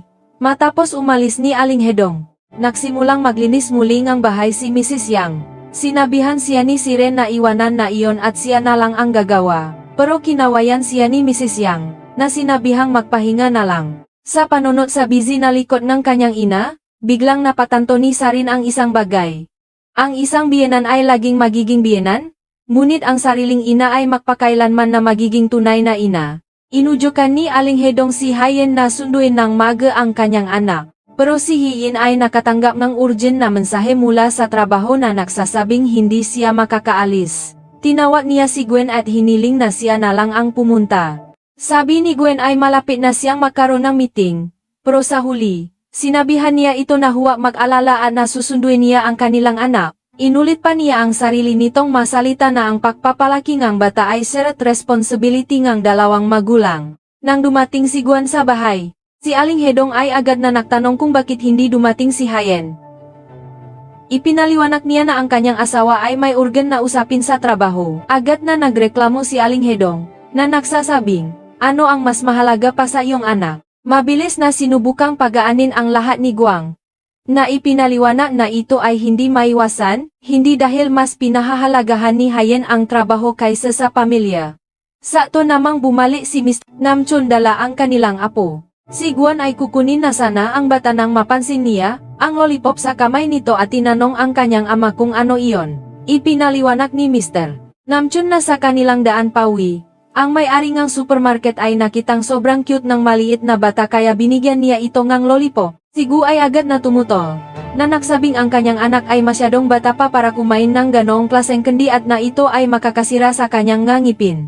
Nang marinig ito, kinuha ni Aling Hedong ang lollipop, na nagsasabing nairita na wala namang problema dahil ang bata ay mawawalan din ng baby teeth anyway. Pagkatapos ay ibinalik ang candy sa kanyang apo. Masiglang idinagdag ni Miss Namchon na sinabi ng may-ari ng supermarket na ang anak ni Gwyn ay malamang na makakaroon ng nakababatang kapatid na lalaki sa hinaharap dahil hindi siya mahilig sa mga manika at mas gusto ang galaruan ng lalaki. Si Aling Hedong ay sumang-ayon, na nagsasabing ang kilos ng kanyang apo ay mukhang tunay na kamukhang ng sa lalaki. Nang marinig ang kanyang mamagulang na nagsasabi niyon, si Guan ay sobrang nalungkot at iginiit na ang kanyang anak ay isa ng perpektong 200 point na bata. Sumagot si Aling Hedong na gusto lang niya ang mabuti at pinaalalahanan siya na sinabi niya kay Hen dati noong sila ay bata pa, dapat ay makaanak pa silang ang isa at tutulungan niya silang palakihin ito. Sa sandaling iyon, sa wakas ay naintindihan ni Guan kung bakit ayaw ni Hien na ang kanyang ina ang maalaga sa kanilang anak. Ang patuloy na mapuna ng ganon ay hindi matitiis ang sinuman. at ang kanilang mga view sa pagiging magulang ay masyadong magkaiba. Nang makawi si Gwen, naupo siya sa sofa, nalubok sa pag-isip. Sandali pa. Umuwi si Hyen mula sa trabaho. Mabilis niyang sinabi, "Nagtrabaho ka ng mahirap." "Honey." Sinabihan siya ni Gwen na ang kanilang anak ay himbing na natutulo. Habang susuriin na sana ni Hyen ito, pinigilan niya ito at nag-apologize. Inamin niya na nagkamali siya sa paninisi sa kanya dati at sinabing oras na para gumawa sila ng pinal na desisyon. Lumabas na ayaw din ni Gwen na ipagpatuloy ng kanyang ina ang paalaga sa kanilang anak. Nagdesisyon silang maganap ng daycare. Gayunpaman, nang makarating sila, ipinaalam ng prinsipal na wala nang nga bakantang slots. Ang ibang mga magulang ay nag-reserve ng spots agad nung ipinanganak pa lang ang kanilang mga baby, kaya kailangan nilang maghintay ng kahit isa pang taon. Napagtanto ngang mag-asawa na ang pagpapalaking bata ay mas mahirap pa kaysa sa pagdalang ang isa sa mundo. Mukhang isa na lang ang natitira nilang option. Pabalik sa bahay, inilabas ni Hyen ang resignation letter na naisulat na niya. Sinabihan niya si Gwen na matagal na niyang inisip iyon. Pero palagi siyang naatubili at ngayon ay oras na para magdesisyon. Si Gwen ay huminga ng malalim at tinanong kung siya ba ay tunay na masaya sa kanyang trabaho. Nakangiti. Sinabi ni Hyen. Siyempre, ang maging isang journalist ang matagal na niyang pangarap. Pagkatapos ng mahabang katahimikan, sinabihan siya ni Gwen na ipapatuloy ang kanyang ginagawa na gusto niya at sinabing siya na lang ang mananatili sa bahay para alagaan ang kanilang anak. Ipinaliwanag niya na ang kanilang taunang sweldo ay halos pareho lang. Kaya makatuwiran lang na ang isa na mas pasyonat at mas angkop ay ang magpatuloy sa pagtatrabaho. Sabi niya na mahal ni Hyen ang kanyang trabaho habang ang pangarap niya ay maging isang mabuting ama. Nagulat, tinanong ni Hyen kung totoo ba ang kanyang sinasabi. Kinumpirma ni Gwen na ang pag-alaga sa bata ay kanilang shared responsibility at hanggat nakakasundo silang dalawa, iyon lang ang mahalaga. Madaling araw kinabukasan, dinala ni Gwen at Hyen ang kanilang anak sa bahay ng kanyang nga magulang para ibahagi ang kanilang desisyon. Si Aling Hedong ay natuwa nang makita sila. Inisip na pumunta sila para iwan ang bata. Pero nang marinig si Gwen na nagsabing siya ay magre-resign sa kanyang trabaho para manatili sa bahay at alagaan ang kanilang anak ng full-time, ang ekspresyon nilang mag-asawa ay agad na nagdilim. Ipinaliwanag ni Gwen na ito ay isang desisyon na maingat nilang napausapan at ang pagkakaroon ng isang magulang na mananatili sa bahay para alagaan ang bata ay mas magiging mabuti. Si Mr. Namjoon ay galit na nagtanong. Kung ganon, para saan ang iyong asawa? Bakit ikaw ang kailangang ma-resign? Iginit niya na ang lalaki dapat ang breadwinners habang ang nga babae ay mananatili sa bahay para makpalaki ng bata. Gwen sinubukang ipaliwanag na si Hyen ay kumikita ng mas malaki kaysa sa kanya. Pero lalo lang itong nakpagalit kay Mr. Namjoon. Sabi niya nagtrabaho siya ng mahirap sa buong buhay niya, para palakihin ang kanyang anak, pag-aralin siya, at tulungan siyang makakuha ng mabuting trabaho. Paano niya itatapon ang lahat ng iyon para lang maalaga ng bata? Pinagalitan niya ang kanyang anak dahil sa paggawa ng desisyon ng mag-isa at pumasok sa kanyang kwarto ng galit. Pagkaalis niya, binalingan ni Aling Hedong si Hyen at tinanong kung may ginawa ba siyang nakapagpagalit sa kanya o kung may mga pagkakamali ba sa kung paano niya inalagaan ang bata. Sabi niya kahit nakagawa siyang ang ilang pagkakamali, hindi naman ito sapat na seryoso para mag-resign si Gwen sa kanyang trabaho. Ngumiti at ipinaliwanag na hindi iyon ang dahilan. Sinabi niya na habang ang pakakita ng pera ay mahalaga sa yuktong ito ng kanilang buhay, naniniwala sila na ang personal na pagpapalaki sa kanilang anak ay mas makabuluhan at responsibilidad na gusto nilang tuparin. Sinabi ni Aling Hedong na hindi niya maintindihan ang kanilang paraan ng pag-isip. Pagkatapos ay pinaalalahanan ni Gwen ang kanyang ina tungkol sa sinabi ng kanyang ama nung siya ay lasing, na pinasisisihan nito ang pagugol ng kanyang buong buhay sa pagtatrabaho at pagkawalas sa paglaki ng niyang nga anak. Sabi ni Gwen ang desisyong ito ay para sa kanilang anak at para sa pangmatagalang kaligayahan ng kanilang maliit na pamilya. Hiniling niya sa kanyang ina na magtiwala at intindihin ang kanilang napili. Nang araw na iyon, pumunta si Aling Hedong para makipakita sa kanyang nga kaibigan. Buong pagmamalaki niyang ipinagmalaki kung paano niya inaalagaan ang kanyang apo at sinabi pa na kung ang kanyang nga anak ay magkakaroon ng pangalawang baby, tutulungan niya ring palakihin iyon. Din, pinuri siya ng kanyang mga kaibigan. Pero pinayuhan din siya na huwag masyadong ispoil ang kanyang manugang. na dapat niyang tiyakin na tratuhin siya nito ng maayos bilang kapalit. Si Aling Hedong ay agad na nagsimulang magreklamo, na nagsasabing ang kanyang manugang ay tinatrato ng maayos ang sarili nitong mamagulang, pero hindi siya pareho. Ang isa sa kanyang makaibigan ay sumabat, na nagsasabing ang mga modernong manugang na hindi napapakita ng tamang respeto sa kanilang mga biyenan ay hindi matatanggap. Ang iba pa ay nagdagdag na kahit gaano karaming pagsisikap ang iyong ilagay sa pag-aalaga sa maapo, hindi nila ito tunay na maa-appreciate. Ang tunay na gusto nila ay pinansyal na tulong para makabili ng magagandang bagay o ipadala ang kanilang nga anak sa makaprestihiyosong paaralan. Napagtanto nila na para ituring na isang mabuting biyenan ngayong mga araw na ito, kailangan mong magkaroon ng pera. Nang marini ang masalitang iyon, ang ekspresyon ni Aling Hedong ay nagdilim. Pawi. Dumaan siya sa isang restaurant na may sign na help wanted. Bigla niyang naisip na baka dapat ay kumuha rin siya ng trabaho para kumita ng pera at tulungan ang kanyang nga anak. Pero sa kaibuturan nito ay dahil natatakot siya na sa katandaan ay walang sinuman ang magmamalasakit sa kanya. Samantala, nakatanggap si Mangang isang tapat na mensahe mula kay Cholo at nagdesisyong makipagkita sa kanya sa huling pagkakataon. Ipinakita ni Cholo sa kanya ang separation agreement at sinabi sa kanya na siya ay kakatanggap lang ng trabaho sa isang kumpanya sa Chidel. Hiniling niya kay Myong na kalimutan ang lahat ng nangyari sa nakaraan at sumama sa kanya para makapagsimula uli. Nangangakong pasasayahin niya ito. Nagulat. Tinanong ni Myong kung bakit niya dinala ang separation papers kasama niya. Sumagot si Cholo na kung tatanggi siyang sumama sa kanya, pipirmahan niya ito agad para palayain siya. Gabi na iyon, sinabi ni Myong kay Aling Hedong tungkol sa kanyang pakikipagkita kay Cholo. Tinanong ni Aling Hedong kung ano ang plano ng kanyang anak. Sabi ni Mang na matapos ang breakup, binala niyang kumuhang graduate school entrance exam at magsimula ng bagong buhay. Inamin niyang nakaramdam siya ng matinding pagkakasala sa kanyang nga magulang, pero nag-aalala rin sa kung paano siya mamumuhay ng mag-isa pagkatapos ang diborsyo. Pinayuhan siya ni Aling Hedong na huwag pansinin ang inisip ng iba at sundin ang kanyang puso, para piliin ang landas na magpapasaya sa kanya. Binanggit niya si Guan, na nagsasabing nahanap na nito ang kaligayahan sa kanyang desisyon na manatili sa bahay at alagaan ang kanyang anak.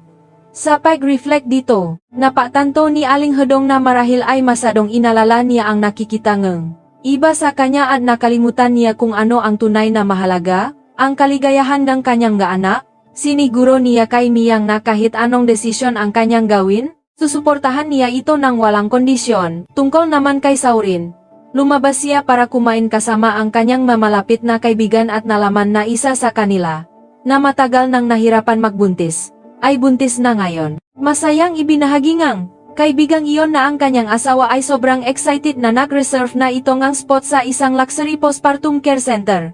Si Siren ay nagulat.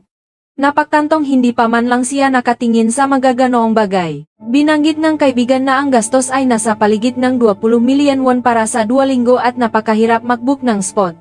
Sa kabutihang palad, ang kanyang mabiyenan ang sumasagot sa magastos. Madaling araw kinabukasan, dinala ni Guang si Siren para maghanap ng center. Pero nang makarating sila, sinabihan silang lahat ng standard rooms ay fully booked na at VIP rooms lang ang natitira, na nakakahalaga ng 25 milyon won para sa 2 linggo.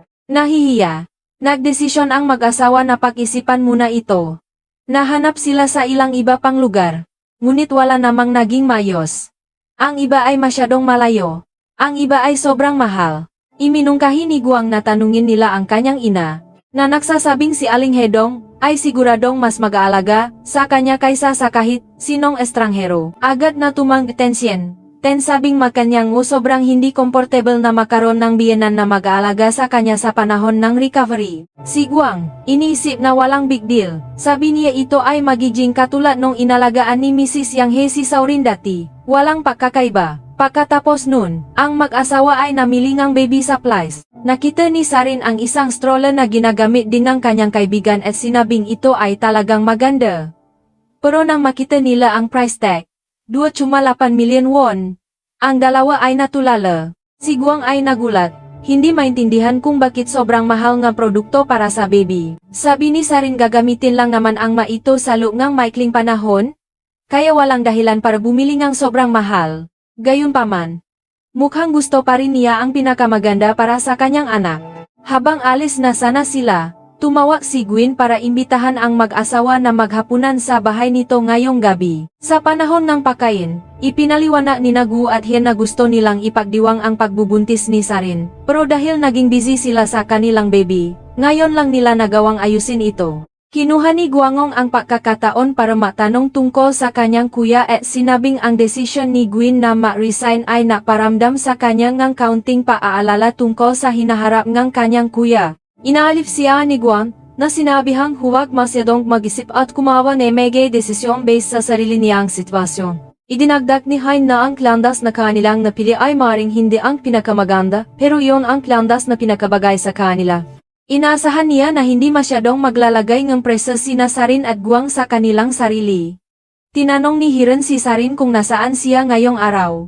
Ibinahagi ni Sarin ang tungkol sa pagbisita sa postpartum care centers. Walang mukhang ideal, na nagbigay sa kanya ng matinding sakit ng ulo. Nang marinig ito, sinabi ni Guang na iniisip niyang hingin kay Aling Hedong na alagaan si Siren sa panahon ng kanyang confinement. Sa sandaling sabihin niya iyon, si Guan at Hayen ay napalitan ng tingin at napatawa ng malakas. Ipinaliwanag ni Guan na minsan din siyang nakaroon ng eksaktong parehong ideya, at binigyan siya ni Hayen ng isang halimbawa. Sabi niya, ang pahingi sa iyong biyenan na alagaan ang kanyang manugang pagkatapos ng panganganak, kung ikukumpara sa isang lalaki, ay magiging parang pagkakaroon ng sensitive surgery doon sa baba at pagkatapos, ay hihingin sa iyong biyenang lalaki na magnurse sa iyo pagkatapos. Ang kwento ay nagpatawa sa tatlo, maliban kay Guang, na hindi mapangiti. Lumipas ang panahon, at isang araw, si Sarin ay nagising na ang kanyang tiyan ay lumaki na ng sobra na hindi na niya kayang yumuko para magsuot ng medyas. Naupo siya nang walang magawa at umiyak. Nang makita ang kanyang asawa na ganun, si Guang ay nakaramdam ng awa at natuwa, kaya nagmadali siyang tulungan ito. Nakipakita si Saurin sa kanyang kaibigan para matuto mula sa kanyang karanasan. Sinabihan siyang kaibigan na nung siya ay nanganak, ang sakit ay tumagal ng 32 oras ng tuloy-tuloy, at sa huli, kinailangan pa rin niyang sumailalim sa medikal na tulong. Pinayuhan niya si Sarin na kung alam lang niya kung gaano kasakit iyon. Pinili na sana niya ang cesarean section mula sa simula. Pagkatapos nun, bumalik si Sarin sa kumpanya. Napansin niya ang kanyang mga katrabaho na nakatingin sa kanya na may kakaibang ekspresyon. Sa sandaling iyon, tiyak na iinom siya ng maayos. Pero mabilis siyang pinaalalahanan ng team leader na kung plano niyang mag-breastfeed, kailangan niyang umiwas ng kahit isang taon pa. Ang isa pang katrabaho ay sumabat, na nagsabing narinig niya na ang pagbubuntis ay sa katunayan ang pinaka-relax na panahon para sa mga babae. Agad na tumutol ang team leader, na nagsabing kinamumuhian ngang mabuntis na marinig iyon dahil kailangan nilang tiisin ang sakit ng likod, magabing walang tulog. Namjoon at pinutol ang usapan, sinabihang magsimula na silang kumain. Ang araw na iyon ang unang pagkakataon na si Mang ay nagluto ng pagkain ng mag-isa para sa kanyang mga magulang. Gumawa siya ang tomato stir-fried noodles. Si Aling Dong ay naantig ng husto, na nagsabing ang kanyang anak ay sa wakas ay lumaki na. Si Mr. Namjoon ay nagtanong, bukod dito, wala na bang kanin? Sa to namang nakatanggap si Mang ng text message na nag-abiso sa kanya na ang kanyang divorce application ay opisyal nang naaprubahan. Ang kanyang mood ay agad na gumanda. Nang si Mr. at Aling Hedong ay umalis, nadaanan nila ang isang baby store. Gusto ni Aling Hedong na bumiling stroller bilang regalo para kay Saurin. Pero dahil wala siyang dalang pera, kinailangan niyang bumaling kay Mr. Namchan para humingi ng tulong. Sa kumpanya, nakatanggap si Sarin ng magandang balita.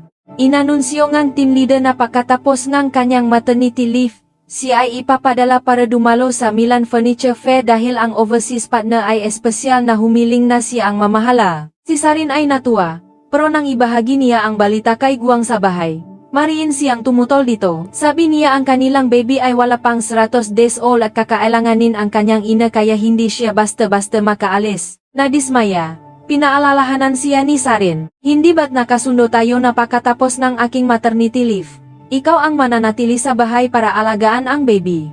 Kumontra si Guang, na nagsabing iyon ay ganap na iba sa kanyang pagpunta sa abroad. Sabi ni Sarin ito ay isang once in a lifetime opportunity. Kung siya iyon, bibitawan ba niya ito ng ganun kadali? Ang dalawa ay nagaway muli. Kinabukasan, pumunta si Guang sa kumpanya, para makipag-usap sa isang katrabaho. Sabi niya ay sobrang trouble siya tungkol sa gusto ni Sarin na pumunta sa Milan. Minsan na siyang naging determinado na lagi unahin ang kanyang asawa. Pero ngayon ay nasisimula na siyang padudahan ang kanyang sarili. Pinayuhan siyang katrabaho na dahil si Sarin ay malapit ng manganak. Ito ang pinakasensitive na panahon at hindi niya dapat itong pagalit. Ngunit dapat umuwi at pag-usapan ng maayos ang mga bagay sa kanya uli. Matapos ang away kay Guang, ang buntis na si Sarin ay pumunta ng maisa sa tindahan ni Mrs. Yangi. Nang makita ang kanyang anak na naglalaka ng mabigat na may namamaga na mapaa, si Mrs. Yangi ay mabilis na hinubat ang kanyang sapatos at minasahe ang kanyang gabinti. Nagreklamo si Saurin na walang sleeping position ang komportable na sa ngayon at ang baby ay patuloy sa pagsipa. Hindi niya inaasahan na ang pagbubuntis ay magiging ganito kapagod. Inaliw siya ni Mrs. Yong, na nagsabing ito ay dahil mismo sa 10 mahirap na buwan na iyon na ang bata ay magiging mas mahalaga. Idinagdag niya na kahit gaano karaming pera ang ialok ng sinuman, hindi niya kailanman ipagpapalit ang kanyang anak para sa kahit ano. Gabi na iyon, umuwi si Guang ng kalmado. Iminungkahi niya na sila ni Sarin ay mag-isip ng maingat tungkol sa Milan trip ng magkasama para magdesisyon kung ano ang pinakamabuti para sa dalawa at para sa baby. Sumang-ayon si Sarin. Kinabukasan, pumunta sila sa ospital para sa prenatal check-up. Ipinaalam sa kanilang doktor na si Saurin ay kailangang ma-ospital agad dahil ang kanyang amniotic fluid ay mababa at ang placenta ay bumaba na. Iminungkahi ng doktor na sumailalim siya sa surgery agad para masigurado ang kaligtasan. Ang balita ay nagterifi kay Sarin. Gabi na iyon sa bahay. Naupo siya ng blanko sa sofa. Si Guangong ay lumapit para aliwin siya. Na nagsabing ang panganganak ay tungkulin ng babae. Isang bagay na kailangang pagdaanan ng bawat babae, at hanggat ang baby ay malusog, hindi siya dapat masyadong mag-alala. Napagod. Huminga ng malalim si Sarin na mula sa pagbubuntis hanggang panganganak. Walang anumang nangyari gaya ng gusto niya. Sa sandaling iyon, nakatanggap si Sarin ng mensahe mula kay Aling Hedong, na nasabing sila ng kanyang asawa ang bahala sa pagbili ng stroller para sa kanilang apo at sinabihang ma-focus lang sa panganganak nang hindi naalala sa kahit ano. Sa pagbabasa ang mensahe, hindi mapigilan ni Sarin na ngumiti. Matapos ang lahat ng kanyang pinagdaanan, mukhang sa mismong sandaling ito, siya ay sa wakas ay handa na mentally at emotionally para maging isang